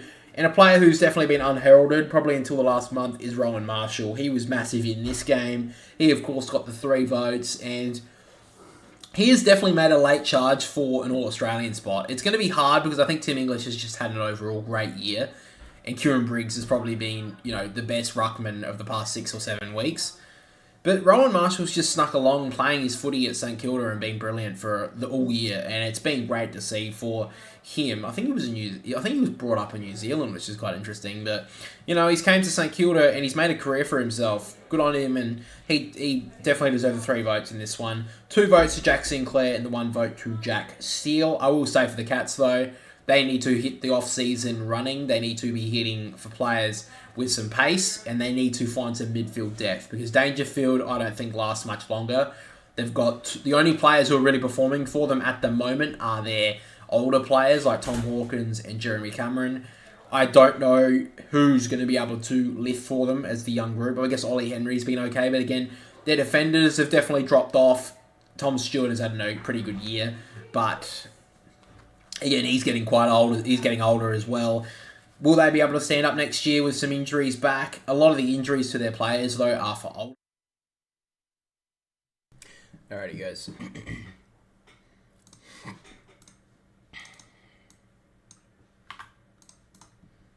So we've got 2 more quarters to go of season 2023 of the home and away season, guys. Giants win this, they're home. They're in the finals. They lose this one, though. The Bulldogs will scrape in.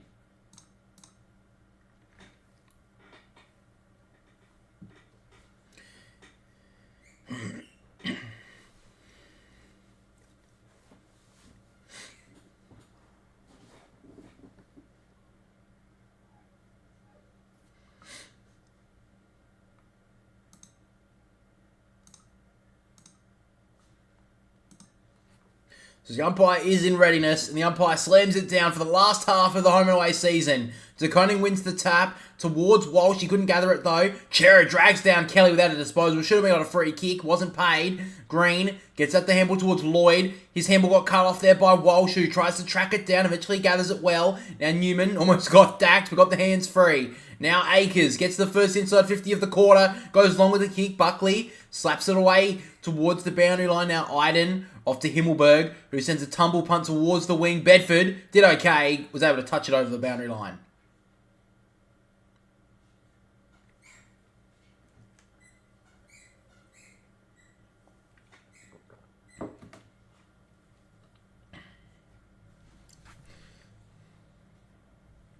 Umpire throws it in now. Briggs slaps it down towards Daniels. Cottrell almost tracked it down, but now Green, great pickup. Goes in board with the kick as a good option.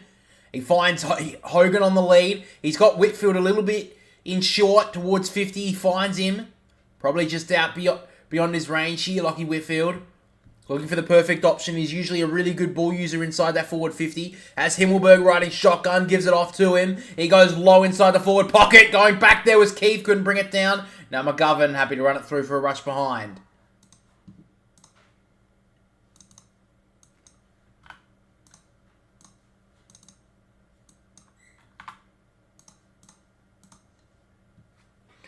So McGovern looking for a good option here. He decides to go long with the kick towards the wing. Briggs comes in last and thumps it towards the boundary line. Lloyd did okay. Then tackles well. Drags down Martin. Stoppage called.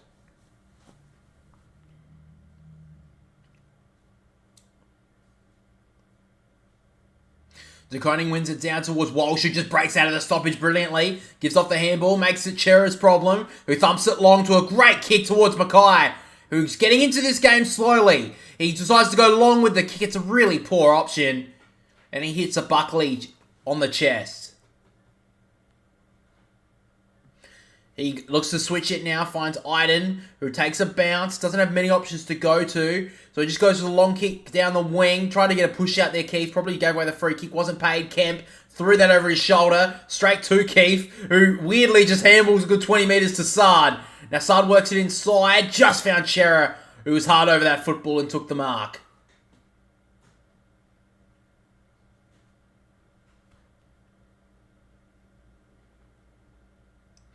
So Adam Chera back after 3 weeks tonight. He goes long with the kick towards the wing. Curnow pushed out of it a little. Gets out the back to Iden. A long raking handball towards Angwin makes his problem. He gets a handball out somehow. Now Sard jams it back towards the forward 50. Martin did okay.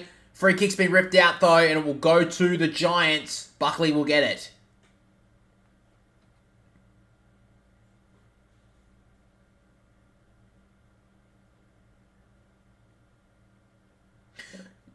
Gave a little shove there, Charlie Kerner, to push Buckley under the football, and he got the free kick for it. He decides to go long now towards the Weeder and Keith matchup. Weeder did well in front. Now Sard broke out of that tackle brilliantly like a ragged dog. Gets the ball forward, only as far as Whitfield. Usually uses it well. Gives it off to Green, back to Whitfield. And now they go with run here, the Giants. Off to Angwin, an absolute tumble punt. Nearly marked it there, Daniels, but he gets towards Green now, who tries to spin out of trouble, looking for a higher one. Chera tackled him well. Called for a ball up.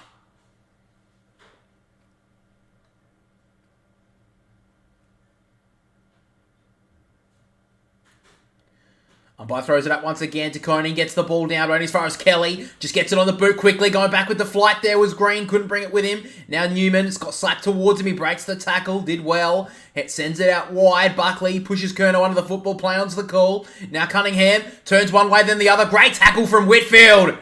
Didn't get the free kick, play on now Buckley, tackled out of bounds there from Cunningham. Great pressure there from the Giants, gets it out of bounds. Blues fans not too happy, they thought there was a free kick there. Wasn't paid. These fans are going to be really desperate in September, hoping that their Blues can do the miracle from outside the top 4. Slap down there to Koning. Coming through now was Daniels. Probably got a higher one. Wasn't paid. It now is. So now Brent Daniels, one of the smallest players in footy, did well there. He kicks it inside towards Whitfield, who delivers it inside the forward 50. Almost got a high one there, Hogan. He doesn't play on Akers outside the defensive 50 to Chera. Just got the hands free. Cottrell dropped it. Wasn't paid by the umpire. Now Akers breaks past one. Just got the hands free brilliantly, but the handball was poor. Now Kelly gets on the right boot now. Sends it back inside the forward 50. Wiedering with the back of the fly. Should have got a free kick for front on contact, and he does.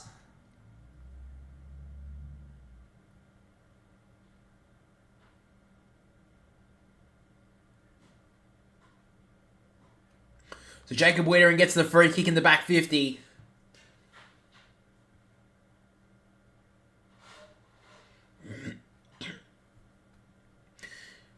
Don't really have many options here, the Blues, so Wiedering just decides to go long down the wing. DeConey got his hands up, got at the back towards Kerno. Now the Blues have a little bit of overlap here. Cunningham takes a bounce on the wing. Has a few options. Low ball inside the forward 50 on the bounce to Martin. Just hit his knee. Now Iden did well to keep it in front of him. The Giants work it through hands to Buckley now, who sends a little darting kick to find Angwood, and they go with the run again, the Giants. Just like to rebound quickly here. Towards Briggs, don't know about the delivery with him, but he did okay. To Bedford, and now Hogan gets it on the boot quickly. Wiedering did well. Takes a mark, going back with the flight brilliantly. If they got out the back, the Giants were through for a goal. In short, Wiedering to Chera, and now Cottrell. Again, very stagnant with the movement at the moment, the Blues, early in the second half. So he eventually decides to go with the low ball long towards Kerno. Couldn't get there. Walsh did okay. He gathers it now, tabs off the handball towards Cunningham, who's had a few important touches in this third quarter. Sends a darting ball towards Mackay, who gets it at the back, just out of his grasp. Rolls out of bounds.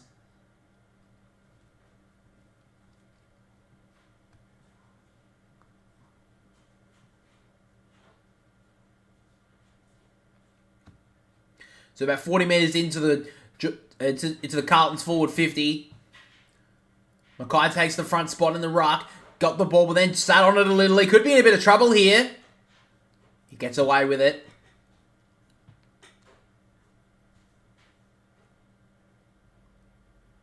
So back in the ruck once again. Briggs takes it out of there. Gets it on the boot quickly. Angwin couldn't get rid of it. Cottrell drags him down. Walsh bullocks through nicely. Cunningham gets the handball out towards Hewitt, who did well. Broke past one. Gets on his left boot. Sends a high ball towards goal. This would be a big one. Great start to the second half for the Blues now. Hewitt bullets past two. Nails the goal.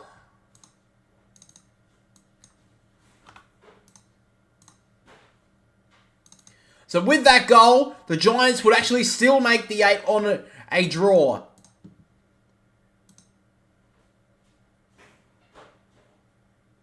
He just pushed past two tacklers and got on his non-preferred left boot and worked it through for a goal. Great work from George Hewitt. They were just a little bit more desperate there, the Blues. They just wanted to get that ball forward, and then Hewitt found a little metre of space. He worked into it nicely, and then for about 40, got a nice little fading back left foot goal.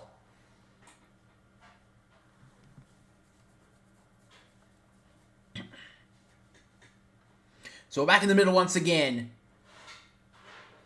And we're level as we were at the start of this one. DeConing from the ruck knocks it forward towards Ward, who gets a little handball at the back towards Ash, who's got some space. Cottrell's going to drag him down, just got the handball away out the side towards Lloyd. In fact, it's Cumming who gets dragged down from Akers, and the umpire calls for a ball up. Great pressure there from the Blues.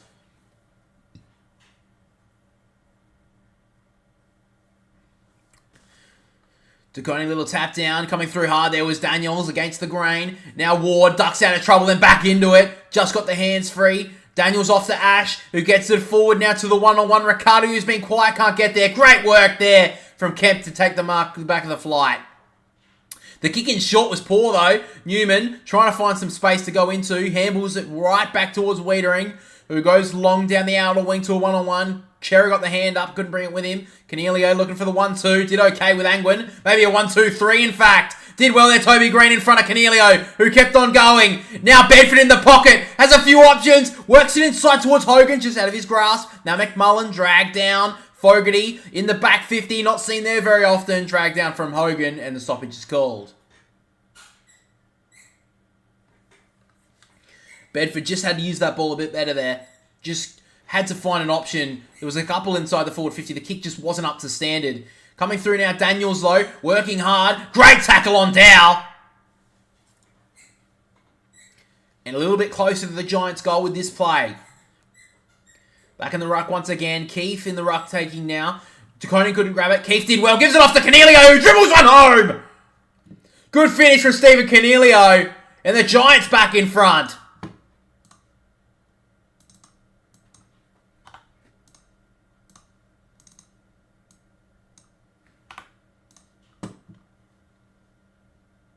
Great work there from Lockie Keefe in the ruck as well. Just worked really hard to get the front spot. Was able to get the ball delivered to Cornelio, and he finished nicely with a little dribbling goal. And he's had a good match tonight, Stephen Cornelio. Been one of their best.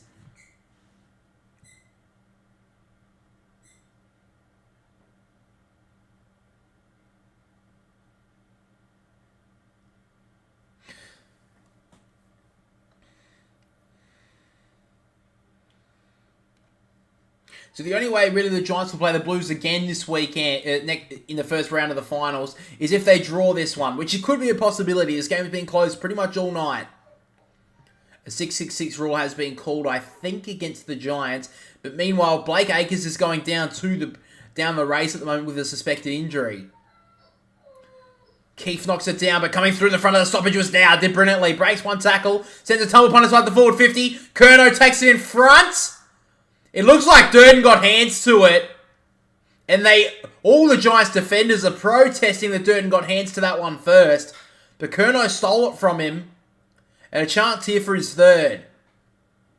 It looked very much like Durden got first hands to that. But now Curnow snaps around and drills it. Blues get one back.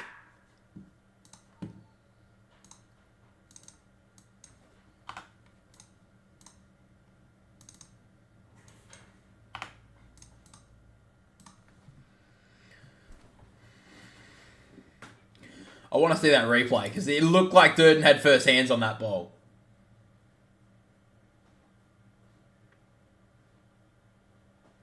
Oh no! Durden almost took the mark and Curnow stole it out of his hands! That's terrible from the umpire. Durden got first hands on that. That's crap.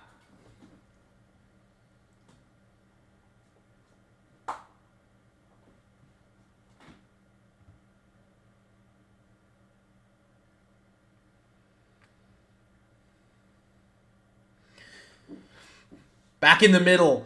Knocks it down. There was Briggs. Chera got the tackle let go from Toby Green. He gets the handball out towards Hewitt. He got a high one. Cornelio went in a little bit too hot there. And Hewitt ducked under it. He goes into the middle of the Marvel Stadium. He finds Newman, who gives off the handball to Fisher. Quickly on to Kemp. Kemp with a little tumble punt was okay. Cunningham couldn't gather it though. Now Whitfield. He gets dragged down from Newman. He's going to be in trouble here, Whitfield.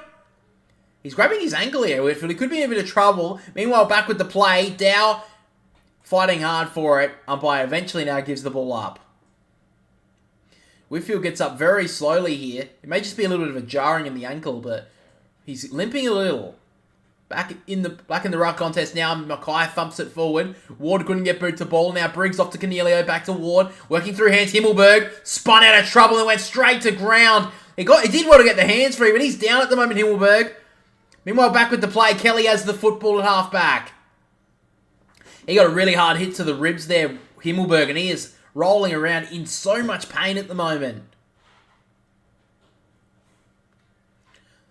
He sends a long ball now, Kelly, towards Hogan, who just gave a good shove to the Carlton defender. But now the Blues can go. Martin Gives that the handball back to Newman, who stepped one way, then went back the other, went back inside towards Cottrell, who spun a good little move, gets it inside the forward 50 towards Curnow, pushed up his opponent under the football, but he did well there, the Giants defender, and now Kelly off to Cornelio, who gets immediately met with the pressure. The Blues have lifted again. Angwin gives away the free kick. No, he hasn't to Newman. That was a high free kick if anyone's seen it. He could potentially have a broken rib here, Himmelberg. He did really want to get rid of that handball because he was right down on his haunches after that play.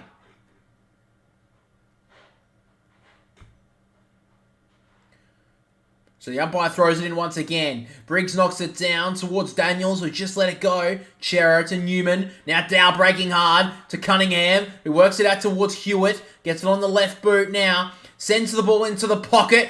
Himmelberg looks okay. Spalls it forward. Only as far as Cottrell. He jams it back on the boot towards the top of the goal square. Always was blocked a little, but it was legal enough.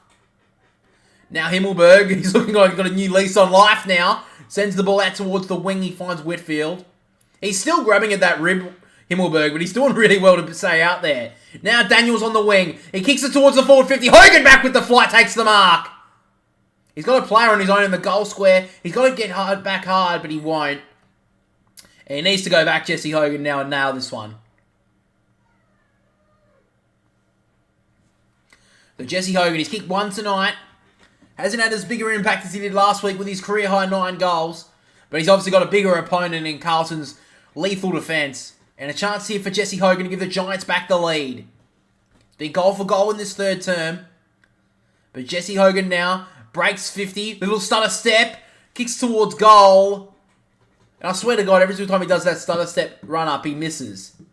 But they're back in front, the Giants.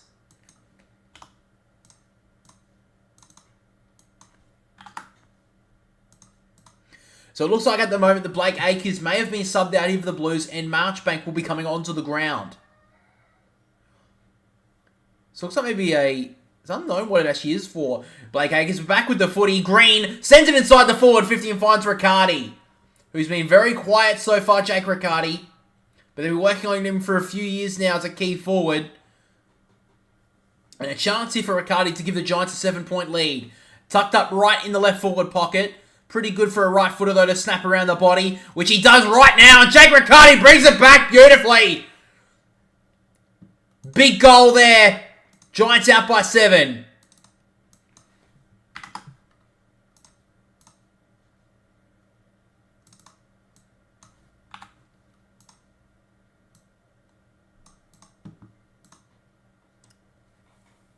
Tom Green with great delivery inside that forward 50. Just to find Riccardi in that little acre of space. And then Riccardi with a brilliant finish in the pocket.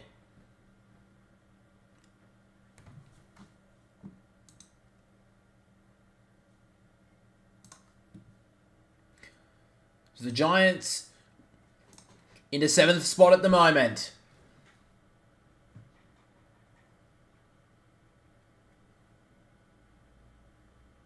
So Marchbank is on the ground now and has gone back in his normal role as a defender.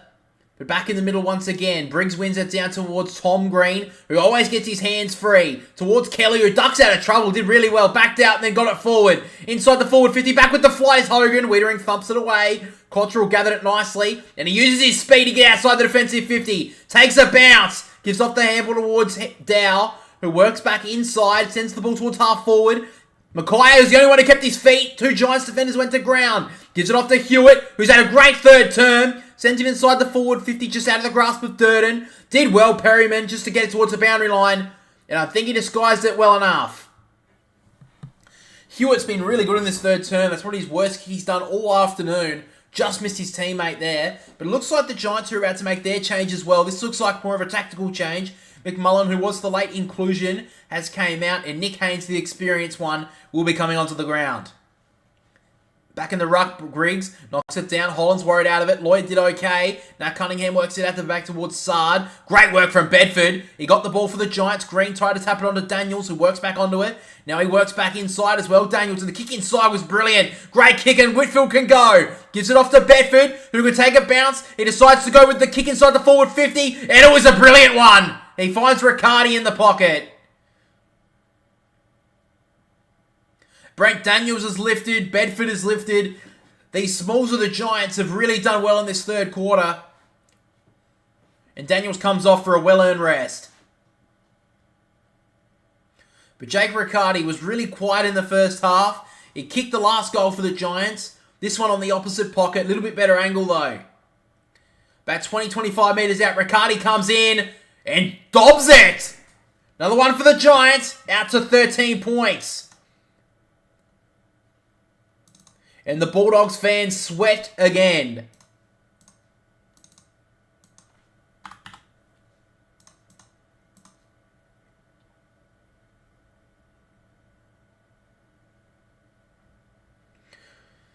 Great kick inside the forward 50. I thought it was maybe the wrong option. It was a 2-on-1. But the kick was just so good from Bedford that Riccardi could do nothing but mark it. And he's kicked 2 now, Riccardi.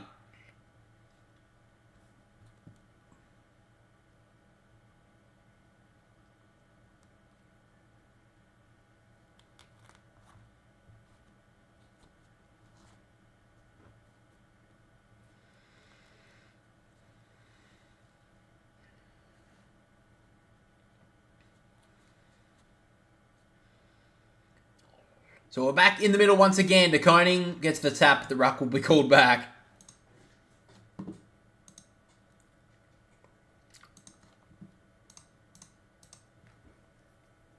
So back in the ruck once again. De Koning wins the ruck again.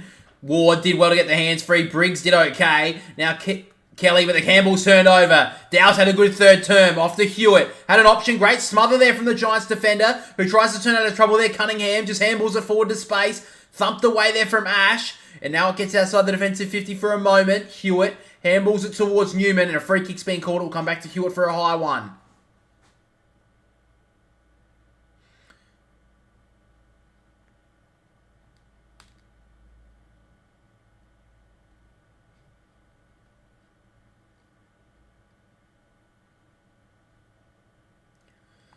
So now George Hewitt will take the kick and goes long with it. Inside the forward 50, working hard was Buckley just to spoil it away from the Carlton forwards. Now Hollands tracks it down and it runs out of bounds.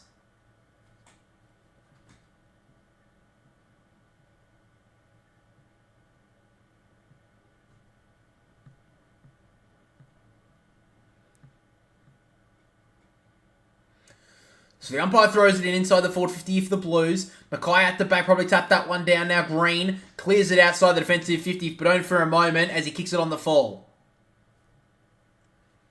So now Hollands gets inside the field of play, drives a low ball inside the forward 50, gets out the back, but Briggs takes a good mark. He's had a brilliant game so far, Kieran Briggs.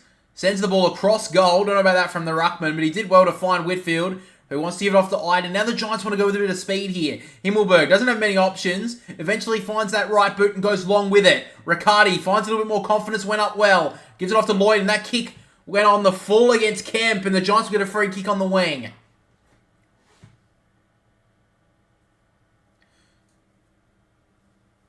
It's a free kick for 50 because what's happened on the bench is a player has came off, and then they've run back into the field of play when the play is within the 10-metre radius. So Lloyd will be travelled to the 50-metre line. It should have been more than that, but I think the umpire's given Carlton a little bit of a reprieve there.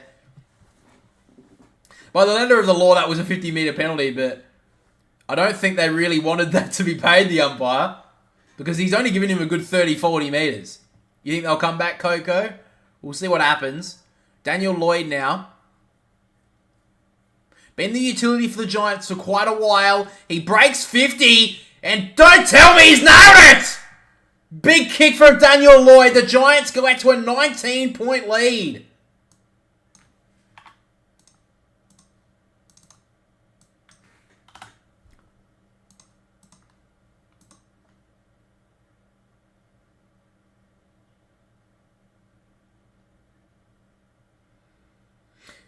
Yeah, Paddy Dow just ran straight through the mark too. Right in front of, I think that's Michael Voss there on the bench. He would have been looking at Paddy Dow and would have been like, that is a dumb decision. So it wasn't actually the player coming on the ground. It was Paddy Dow who just ran straight through the mark. So I don't know why the umpire was a little bit stingy on the 50, but Lloyd was able to convert with it.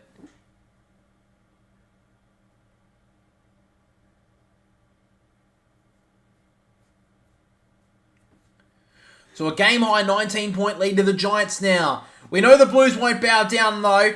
We'll see what happens now. Ward from the clearance did brilliantly. Off to Keefe and now Cornelio. Always with those fast little steps to get some space. Gets it inside the forward 50 now. Go backwards, Brown. Great mark. And the Giants flexing their muscles a little bit in this third quarter. The Irishman Brown, a chance here for the Giants to get out to within 20, to a 25-point lead.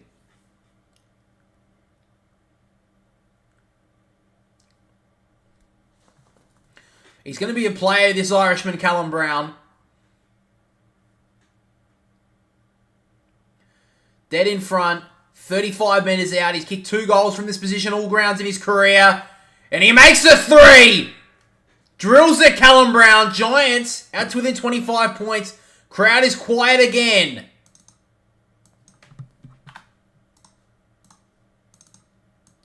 The Giants want to make the finals. And they're playing like finalists at the moment. And really, since the sub of Blake Acres, who's came off with injury, the Blues just have no run at the moment.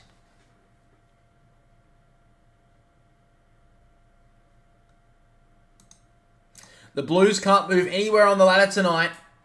Win or lose.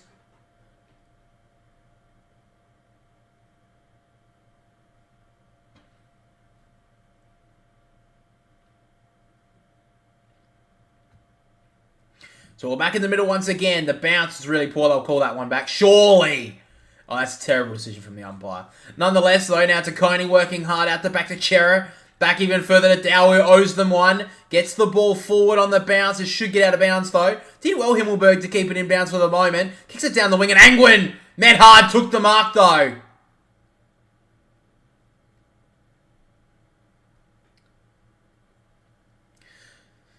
So now Angwin goes long with the kick. Everyone missed it, and it gets out the back. McGovern gets there first, working hard. Works back inside. Stepped into trouble. Just got the handball away. Now Kemp stepped out of trouble brilliantly. Then sends a tumble punt towards the wing. Ash left it behind. They can get through here, the Blues. Walsh to Fisher. Usually pretty good with that left boot. He finds on 50 Curnow, who's been a bit quiet and drops a sitter. Works it out the back towards Mackay and missed him. Now the Giants on the counter. Can take a big lead late in the third. He kicks towards Hogan, who takes a good mark. Doesn't have a lot of options, Hogan. Goes long towards 50 and Bedford takes a good mark. Just inside the forward 50. About 5-10 degree angle. Not much to speak of at all. And Toby Bedford telling his teammates around him that he has the distance. Gives off the handball to Himmelberg. He gets dragged down. Great work from Fogarty, who read that play like a book. And holding the ball. So now Fogarty goes to McGovern. The Blues trying to take a deep breath here. There's still 3 minutes to go in this third term. The Giants have blitzed them. Can they come back once more? Short to Sard, who gives it back to Kemp, and he goes long with the kick towards Haynes, who took a great mark. Now Haynes over the top. The Giants can go forward once again. He finds Lloyd, who kicked a goal a few moments ago. Sends it inside the forward 50 with a low ball. Great work from Chin Cotter to get back. He thumps it, eventually getting out of bounds.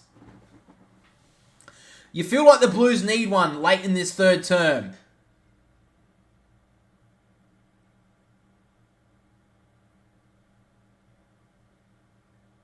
So in the forward pocket here, the Giants.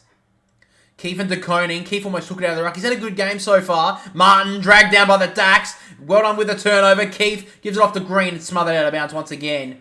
And we'll have a stoppage in the same spot.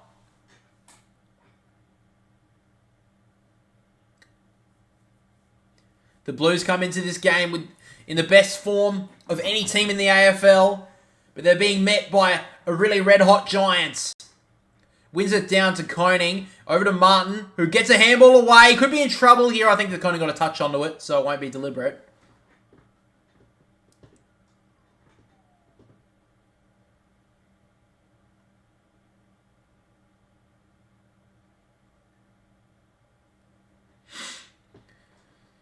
So the umpire throws it in once again. This will hit the 50-metre line for the Giants. Tapped it down there to Koning. Coming through is Tom Green. At the back towards Perryman, who jams it on the boot quickly.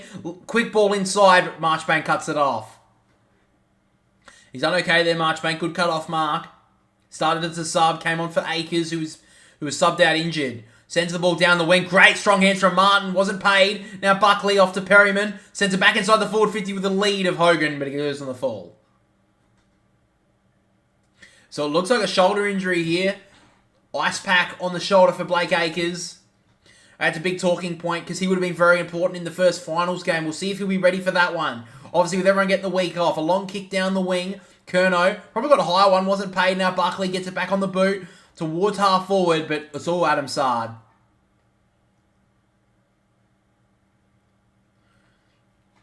So Sard takes the mark. Probably should have been a free kick against, a 50 against Bedford. Wasn't paid, though. And now Sard goes long down the wing towards Mackay, who got 1-2. Couldn't grab it on the third, though.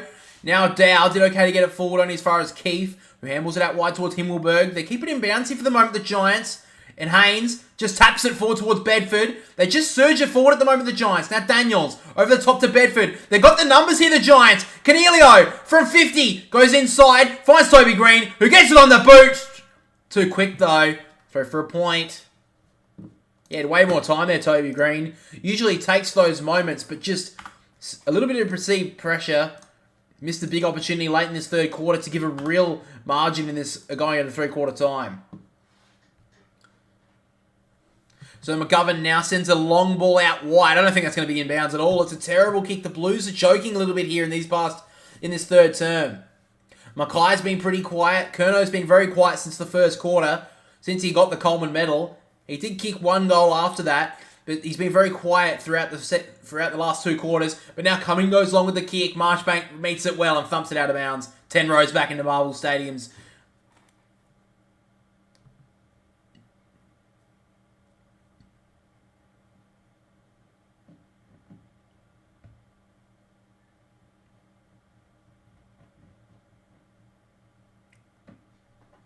So 43 seconds to go in this third term. If the Giants get another one here, it's going to be really hard to see the Blues get back. From the stoppage, though, Chincotta thumps it outside the defensive 50. And boy, how did he? He did turn it over, though, but it went a good 80 metres, that torpedo. Himmelberg cuts it off, though. Kicks it in short. And now Cumming takes his meterage and thumps it back inside the forward 50 for a late one. Hogan pushed under the ball a little bit too easily, and Kemp takes the mark. Out wide, finds Walsh. And now Walsh maybe a little bit of time for a late one if they get a quick play from this one. Long kick towards Mackay, couldn't bring it down. Walsh, Whitfield did okay, and now the Giants get through. Fogarty thumps it forward with a siren go. It will. And there was a chance there for Cunningham late. It got at the back. He knew he had a big chance there, but the siren goes. And at three-quarter time, the Blues are down. The Giants at this stage are making the finals. But we know it's not over yet. At three-quarter time, Carlton 9-5-59 to the Giants 13-7-85.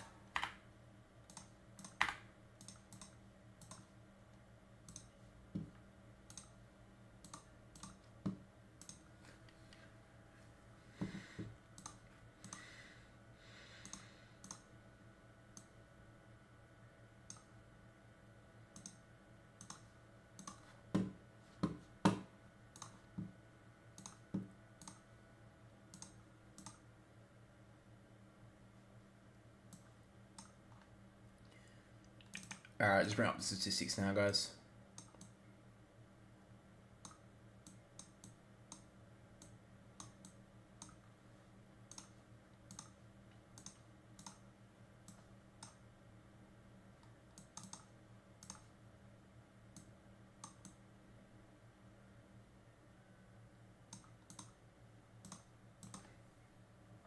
Alright guys, so at three-quarter time, we have leading disposal getter on the ground as Tom Green. Probably one of the best for the Giants so far with the 28. Then we had Lockie Whitfield with the 23 along with Sam Walsh. Cornelio, who I think's been best on the ground, has had 22 touches. And then Blake Akers, who has been subbed out injured, has had the 21 touches and has probably been the Blues' best player. But nonetheless, with the fantasy watchers out there, we have leading all comments is Lockie Whitfield with the 94, Stephen Cornelio with the 88, Tom Green with the 87, Josh Kelly with the 84, and then rounding out the top 5 is the injured Blake Acres. Alright, I'm just going to get a quick drink, guys, and we'll be back for the final quarter.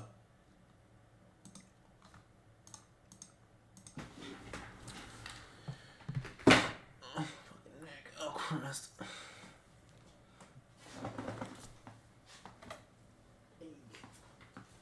Sorry, I would have realized on camera.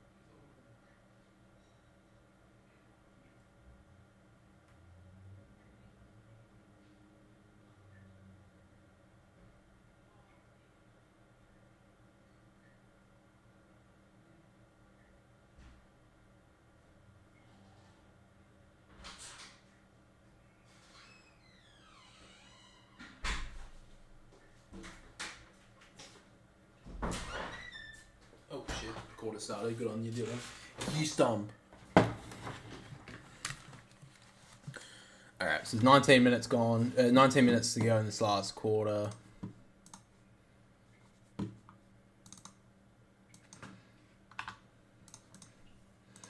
So at the 50 right now, Taconi wins it down, but Green gets inside the 450 for the Giants. Brown did well to get the front spot. He probably got a high one. He did against Chincotta. And Toby Green plays on to the Giants' detriment. And it's going to be turned over now to Wiedering, who gets it outside the defensive 50 with a torpy kick, but it's only going to be cut off by Briggs now. Gives it off to Kelly, who gets it on the boot with a short kick on the right foot. Wasn't very long, so it wasn't paid. Now Green gives it off back to Kelly, who gets it forward, but only as far as Saad, who cuts it off.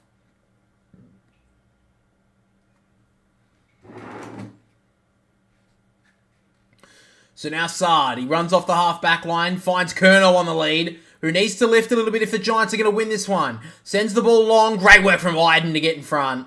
Really underrated player, Connor Iden. He's done well. Gives it off to Whitfield, who gets it inside the middle of the ground. Good kick, who finds Daniels, who's always a great ball user, and finds his right-hand man in Toby Bedford.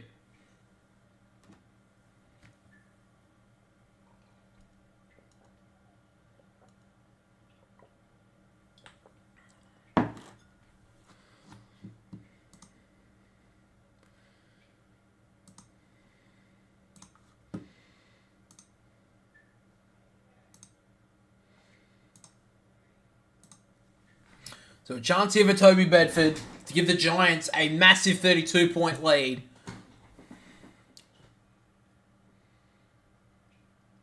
So Bedford comes in. Not much angle to speak of. He meets 50 and he's hooked it terribly. Just lucky to score a minor score.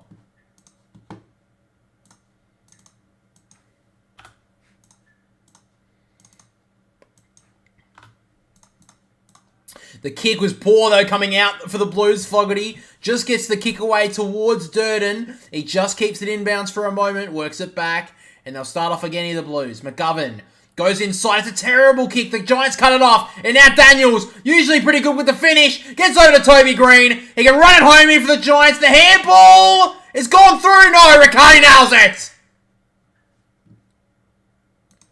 And the Giants are almost finals bound.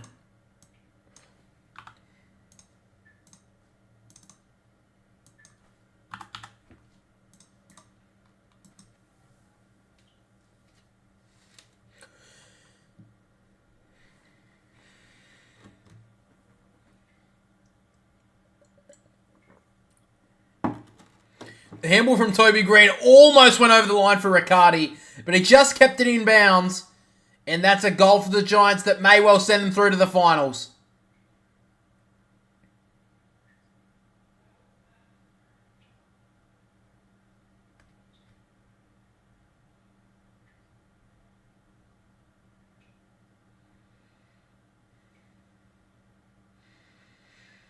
So back in the middle once again. If the Blues are going to come back, they're going to have to do it now. Briggs from the middle, though. Gets it out to Cornelio, who's been massive tonight. He runs a little arc and gets it inside the forward 50 on the bounce to Toby Green, who tries to duck out of trouble. Just gets the handball forward. Now Bedford did really well. Over to Tom Green. Gets the 1-2. The Stars midfielder, Tom Green, inside out of job. Goes out on the fall.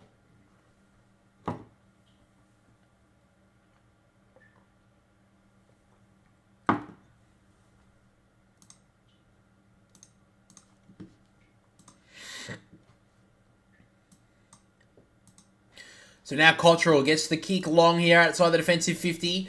Martin and Iden, who's been massive Iden tonight, and it runs out of bounds.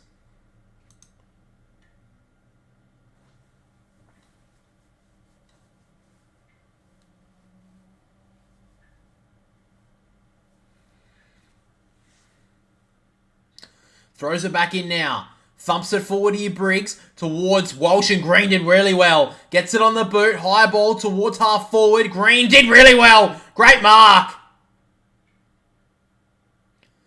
Toby Green takes the mark on 50. And if they win this by enough, the Giants, they could somehow host a home final, which seemed impossible at the start of the day. I really need Carlton to win this just so the Doggies can make the 8. I don't know if... I think it may be a bridge too far, man. I'm sorry.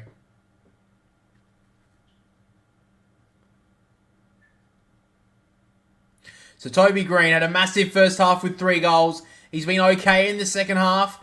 But this would almost ice it to send his team into the finals. A helicopter ball goes out on the full.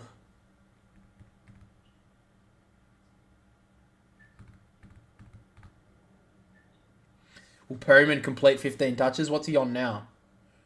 So it was touched as he kicked there, Toby Green. So it will be a throw in.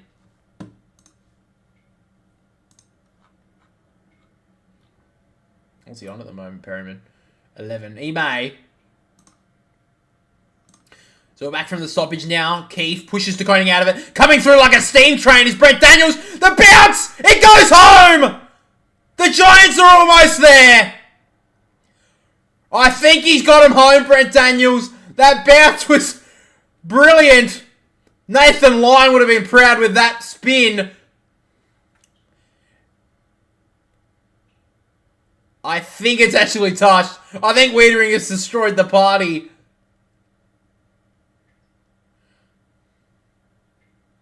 Yeah, I think he's touched it.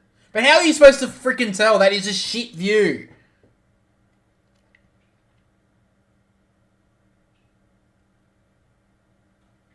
Oh, you know what? Actually, I don't know if he has touched this.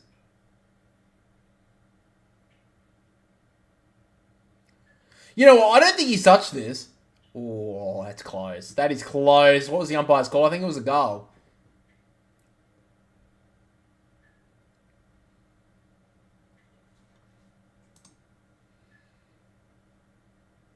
No, that's a goal.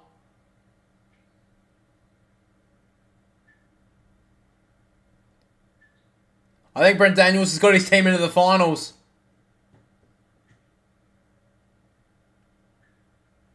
They know what the ramifications of this decision are, the AFL. But I think...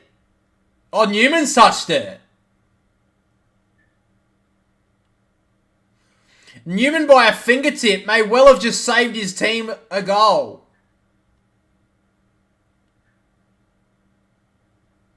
So it has been called touched.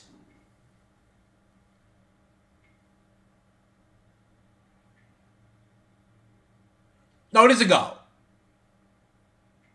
Okay, it is a goal. Oh, God, fucking hell. What a balls up that was. That kind of ruined my call, didn't it?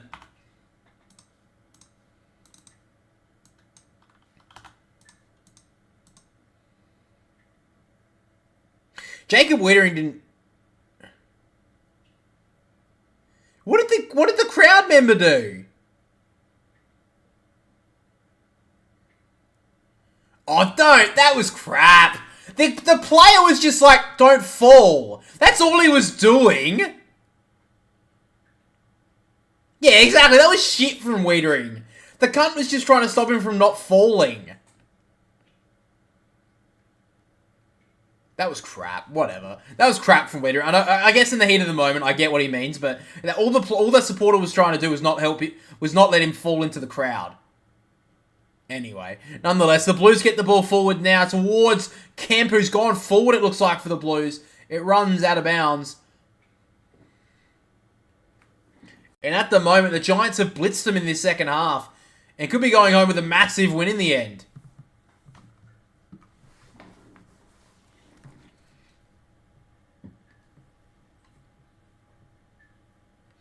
The ball goes forward here for the Blues. Curnow pushed his opponent underneath it, then left the ball behind. Great desperate defending here from the Giants. Angwin gets it off towards Himmelberg, and now he sends it outside the defensive 50 to a 2-on-1 in the Blues' favour, and Marchbank takes it. So now Marchbank plays on. Little stabbing kick inside the forward 50. Himmelberg read it brilliantly. Takes the mark.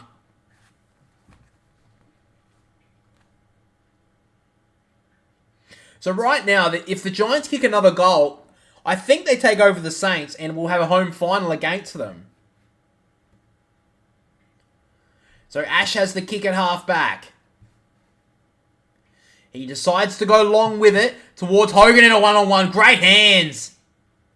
It looks almost like the Blues have kind of stopped now. I think they got what they were looking for today, which was Charlie Curnow to get the Coleman. And they may well be setting up for next week. Sends a long ball. Brown got hands to it. Couldn't bring it with him, though. Daniels have got the last one off to Keith. Now to Cornelio. They keep on going through hands here, the Giants. And now Himmelberg sends it inside the forward 50. And Angwin, the young man, all on his own in the pocket. And this very well could get the Giants to 6th spot on the ladder.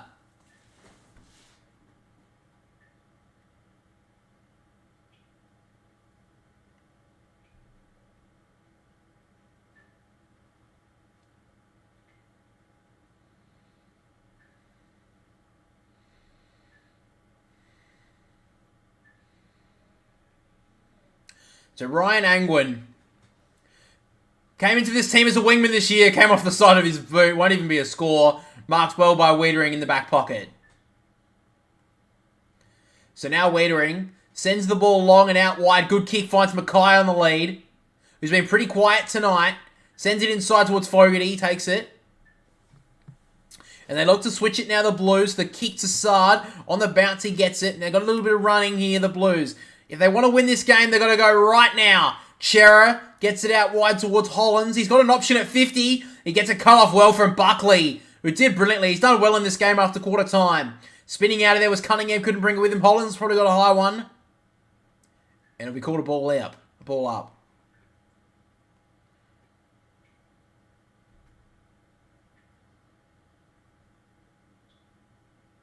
So back in the ruck, Briggs just thumps it forward towards Cornelio at the back to Ward, who's been brilliant tonight. And now they've got the run again, the Giants. Kelly thumps the ball long towards the forward 50, but Wiedering waiting back there takes a great mark.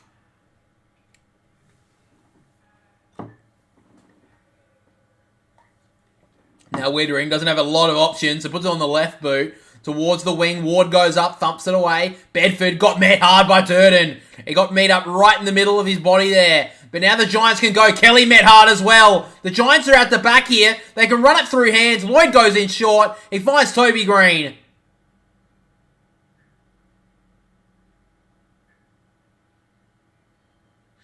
So Toby Green. He's been a little bit wayward in this second half. But the Blues look like they put the cue on the rack.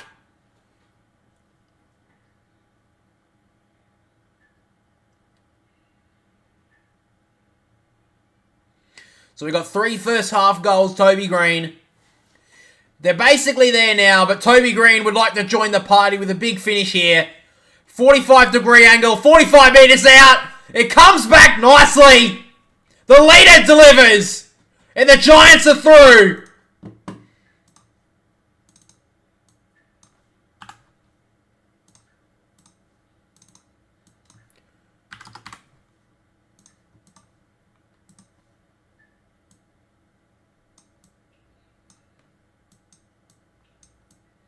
Right now, the Giants are in 6th spot on the ladder and will host a final against the Saints.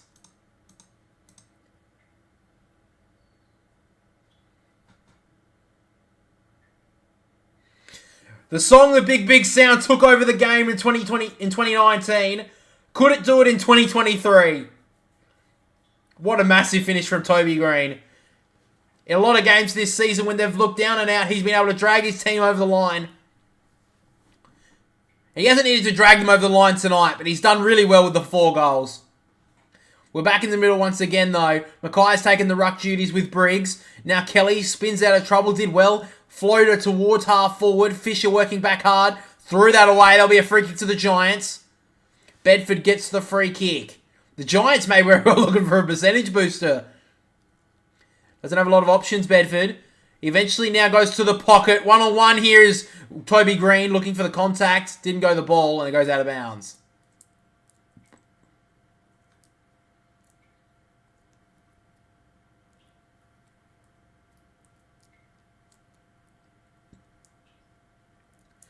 Umpire throws it in once again. Briggs going hard for it. Bounced in front of them. Gets out the back to Hewitt, who did well. Gave it off to Walsh.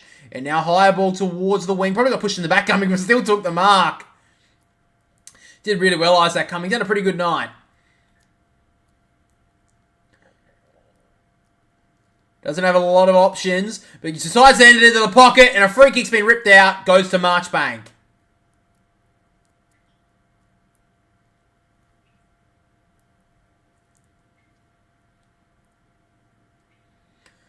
So Marchbank now sends a long ball towards the wing. It gets out the back of Camp. Curnow handles it inside towards Cunningham. He couldn't gather it. Now Curnow gets it off the ground quickly. Goes to the middle of the ground. Hollands did well to give off the handball to Mackay. They got a little bit of space here, the Blues, but it's cut off again. Great pressure from the Giants in the second half has been immense. Bedford did well. They still had the ball to the Blues. Cunningham now to Hollands. Out wide. He finds Cottrell.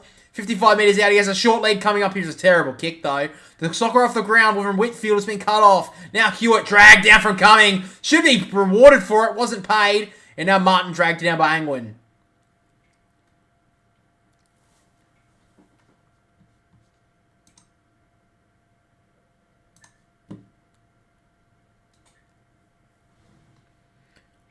Umpire throws it up once again. Briggs gets it off his boot. He looks away in shame.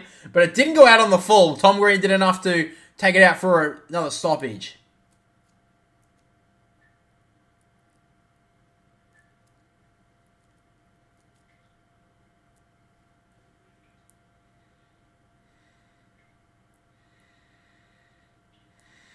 So back in the ruck once again. Taken out of the ruck there. Briggs did well. Sends the ball outside the defensive 50. Great read there for Marchbank. He's been good since he came on. The rest of the Blues haven't really came with him. Since the injury of Blake Acres, they've had no drive. The kick was really odd from Marchbank going back, but Wiedering was strong over it, took the mark.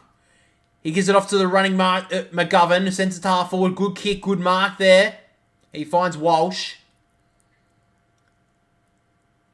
He plays on now, Walsh. Gets on his right boot and sends a long ball towards the top of the goal square. Read it well there coming. Probably just didn't drag it down, though. Green gets it outside the defensive 50, finds Bedford, who takes it low down. So now Bedford finds Lloyd. So now Lloyd sends the ball long. Wiedering just got a free. Should give away the free kick here, Cullen Ward, and he does.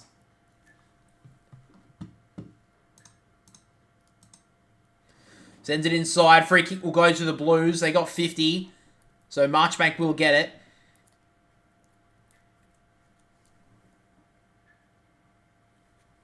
So Marchbank doing everything he can to try and get that 22 for that first final. Sends a low ball inside the forward 50. Gets out the back of Perryman and Durden. And it'll roll out for another stoppage.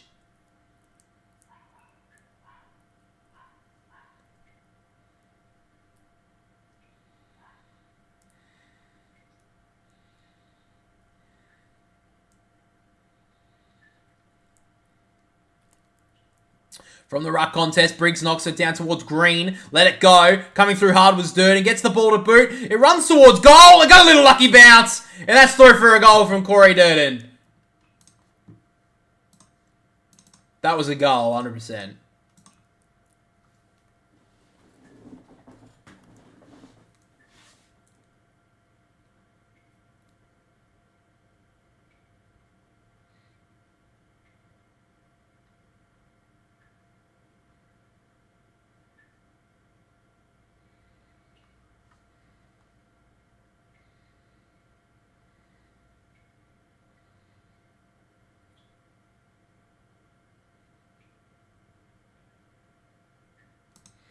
Yes, it was a goal. Thank you, AFL.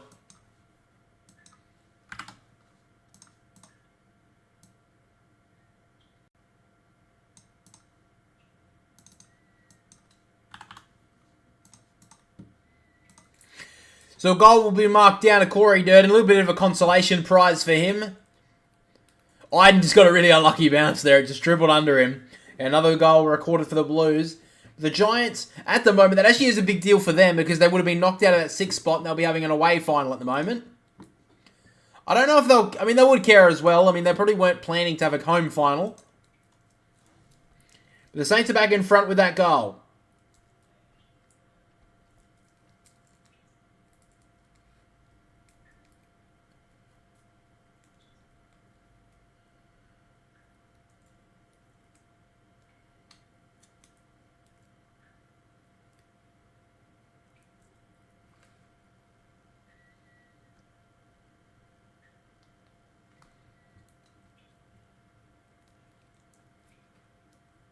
So Corey Durden only had the 7 touches, has done well with the forward pressure with the 5 tackles, gets his first goal. So we're back in the middle once again. Thumps it down to Koning, wins it towards Chera, who dragged down by Briggs. Stoppage called again. Briggs has been massive today. Don't know if he makes the top 3 for the votes, but he's been really good against DeConing. Pushed out of it there was Briggs, though. DeConing wins it down. Briggs working hard. Gets off the handball to Daniels. Out the back to Whitfield. Always a good ball user, I've said many times this afternoon. Out wide towards Bedford. Did well to slap it towards the advantage of Lloyd. Now Perryman. Got a little bit of overlap with Bedford. Steps back inside. Tried to break away the tackle. Eventually did. Now Daniels with the quick feet. Did well to get off the hands free towards Kelly. Fisher just gets the handball well away to find Newman. And Newman out wide finds Mackay. Mackay works inside. He finds Cunningham. They want to work through Hanty, the Blues. 39 points the difference. 7 minutes to go. Doesn't look like they have much time left. But now McGovern sends it inside the forward 50. In front was Fogarty. Couldn't bring it with him. Oh, he's fighting hard. Probably fought his own man for the footy. And the stoppage is called.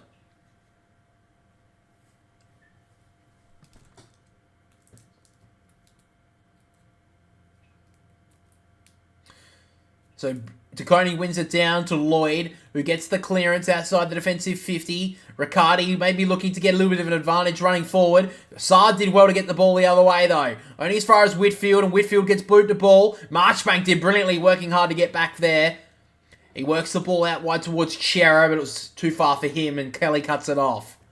Kelly looking for the handball, not the best option. Riccardi took possession, just got the ball away. Now Bedford, slung down there from Cottrell, play on. Daniels gets the hands free out the back towards Tom Green, who's running a little bit of magic, trying to find the right option. Eventually gets it to Kelly, who drives the ball back inside the forward 50. Brown gets hands up 1-2. In front was Shinkotter. Didn't get it paid, though. Now Green gets boots the ball. Won't be 15 towards Canelio, who grabs it out of the air. Snaps towards goal. Just missed it.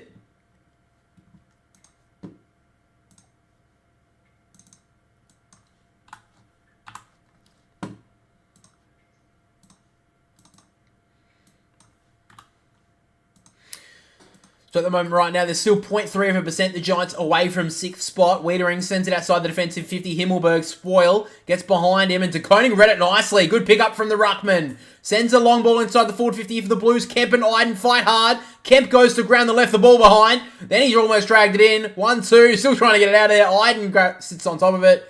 And they all take a deep breath as the umpire takes the ball.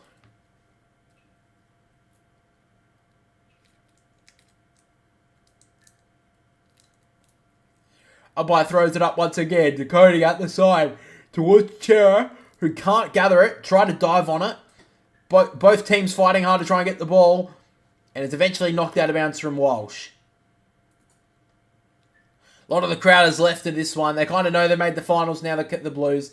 They've opened it. I think they came for what they wanted, which was Charlie Curnow to win the Coleman. Hasn't done much since. The Blues haven't really done much since, to be honest. But they'll just be happy they're back in the finals. From the ruck contest to Koning, couldn't bring it with him. Cunningham did nicely. Gets the handball at the back towards Fisher. Now Hollins gets it on the boot, smothered immediately. Canelio fighting hard. Good work there from Keith. Canelio to Ash. Looking for an option on the other side. He finds Iden in short. Now the Giants can go on the outside. He finds Lloyd, who's had a really good afternoon. He finds Whitfield on the run. They got the overlap here. The Giants did really well with the feigning handball, then finds that player on the wing. It's Bedford, who stepped his opponent and kept on going. Whitfield did really well.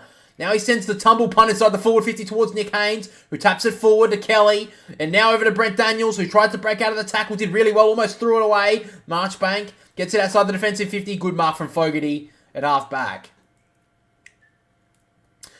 In short to Chera. Now Chera over the top to Hollins. Underground job did well. The Blues run it through hands. They've done really well here to get it forward to Koning. And now Chera has the football. Doesn't have many options to go to. Decides to go long to a 2-on-1 Harry Mackay. And Himmelberg read that really nicely. Knocked it out of bounds.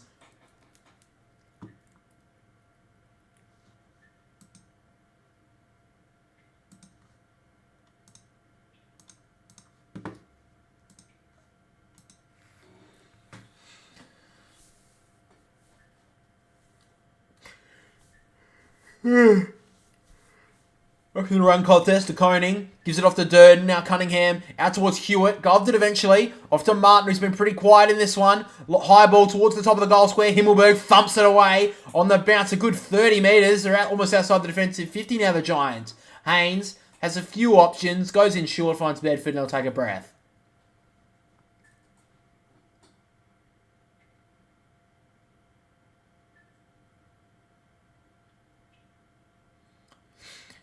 High ball towards the wing. Great cut-off mark there from Kemp.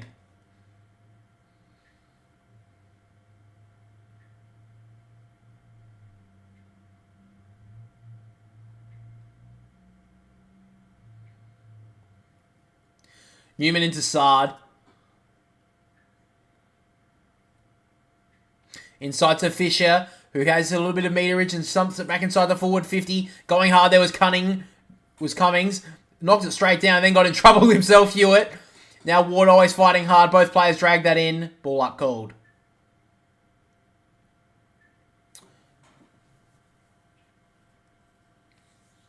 If the Giants can get another maybe 1 or 2 goals, they may well take a home final. But at this stage, this is the teams that will be playing against each other. But meanwhile, Fisher gets the football, drives it towards goal. That probably seals the fate of the Giants playing an away final. But they'll just be happy they'll be there. Good finish from Zach Fisher off halfback. Both these teams will be in the finals this season.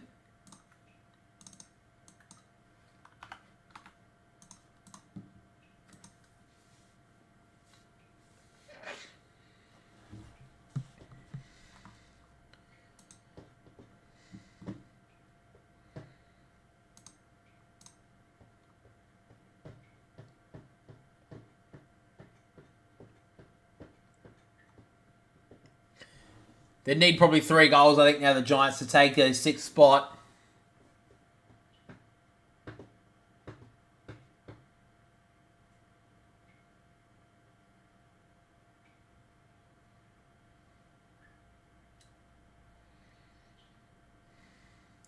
So back in the middle once again to Koning. Takes it out of the ruck, did well. Gets off the handle towards Hewitt, who's had a pretty good match. Ball inside the forward 50. Durden just couldn't mark it. Out of his grasp. Iden thumps it outside the defensive 50. Hollands keeps it in front of him for the moment. Martin couldn't grab it with him. Hollands fighting hard. Whitfield dropped it, but play on to the call. Iden off to Kelly. Inside to Ash. They work it through hands here, the Giants, as they always like to do. Cornelio looking for an option. Ash just got in some space in time. And now they can get it forward here, Lockie Ash. The ball goes long into the pocket. Will it stay in bounds? No, it won't.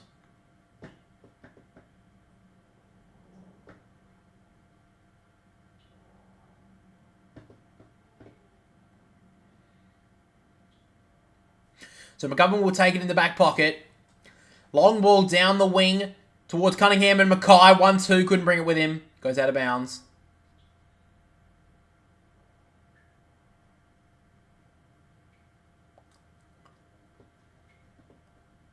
So it looks like Brody Kemp also has an injury on the bench. He's got his ice on his quad. Towards maybe the groin region almost. So that could be some big news because Brody Kemp has been really good in the back 50 this season. From the ruck contest, Hollands pushed out of it. Whitfield steps back into trouble. Off to Green, who's been one of their best. Only as far as to Koning, though, who gets off the handball. Good raking 20-metre handball, and the Blues can go through, but Cunningham couldn't glove it cleanly. Iden did okay. Off to Ash. And now they've got the space in the middle of the ground here, the Giants. Ash with inside-outer job towards Green, couldn't mark it. Sard to Martin. Fisher back to Sard. They're working through hands here, the Blues. Not much to play for tonight. But they want to get a couple of late ones here just to give a couple of more cheers for the fans. A kick short into Mackay. 1-2. Not grabbed again. Himmelberg did okay. Himmelberg fighting hard with Owies. Did well, Himmelberg. He's going to be big in the finals. Off to Haynes. Tries to go to find Toby Green, who's at the back here. Who gets there first? Did well there, McGovern. Body lined it and took it well. Off to Newman. Now Cunningham. Long ball towards the forward 50. Hewitt read it nicely. A chance here to bring it under 5 goals at least. Hewitt goes in short to Jack Martin, who takes it.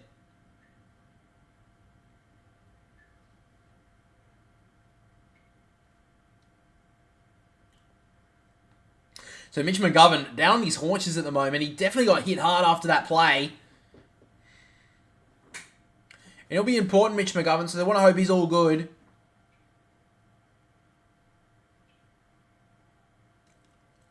So Jack Martin now 45-degree angle, 45 metres out.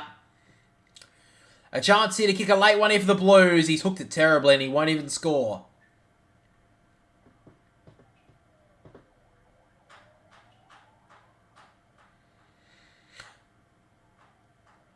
Oh. Toby Green just hit him in the fucking nuts. Anyway, back with the play. Sard couldn't bring it with him. Buckley dropped it. Should be in trouble and is. Oh, he runs in for a late highlight. And he missed.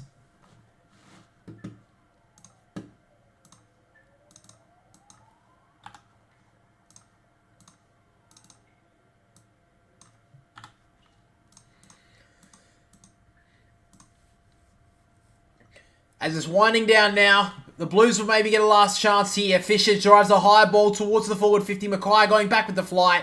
Iden did well. The Giants have done enough tonight to get home. Always gives it off to Durden. And the Blues get a little bit of a late highlight. No, they don't. He missed from the goal square. But they'll be in the 8, both teams tonight. The Giants get home. And we couldn't see it coming. We thought the Giants may have been home after last night. But the Bulldogs got home. They were in there for a bit, but the Giants have made the finals against all odds last season, finishing way down the ladder. Not much light at the Giants, but now there's all but clean sights for the GWS Giants. Both Sydney teams are in the 8, and what a great final series we're looking forward to. Even though the Blues didn't win tonight, they could definitely cause some carnage going into September. Finally back in the 8, one of the biggest clubs in the AFL. But guys, that will be the stream for the night. Just going to change that 1 point quickly. So Durden kicked the point on the siren. I don't think the Blues fans will be too disappointed. They didn't really have much to play for tonight. Other than Charlie Kerner getting the Coleman, which he did. So congratulations to him. But thanks for watching the stream today, guys. Podcast will be out on Tuesday. Thanks for watching.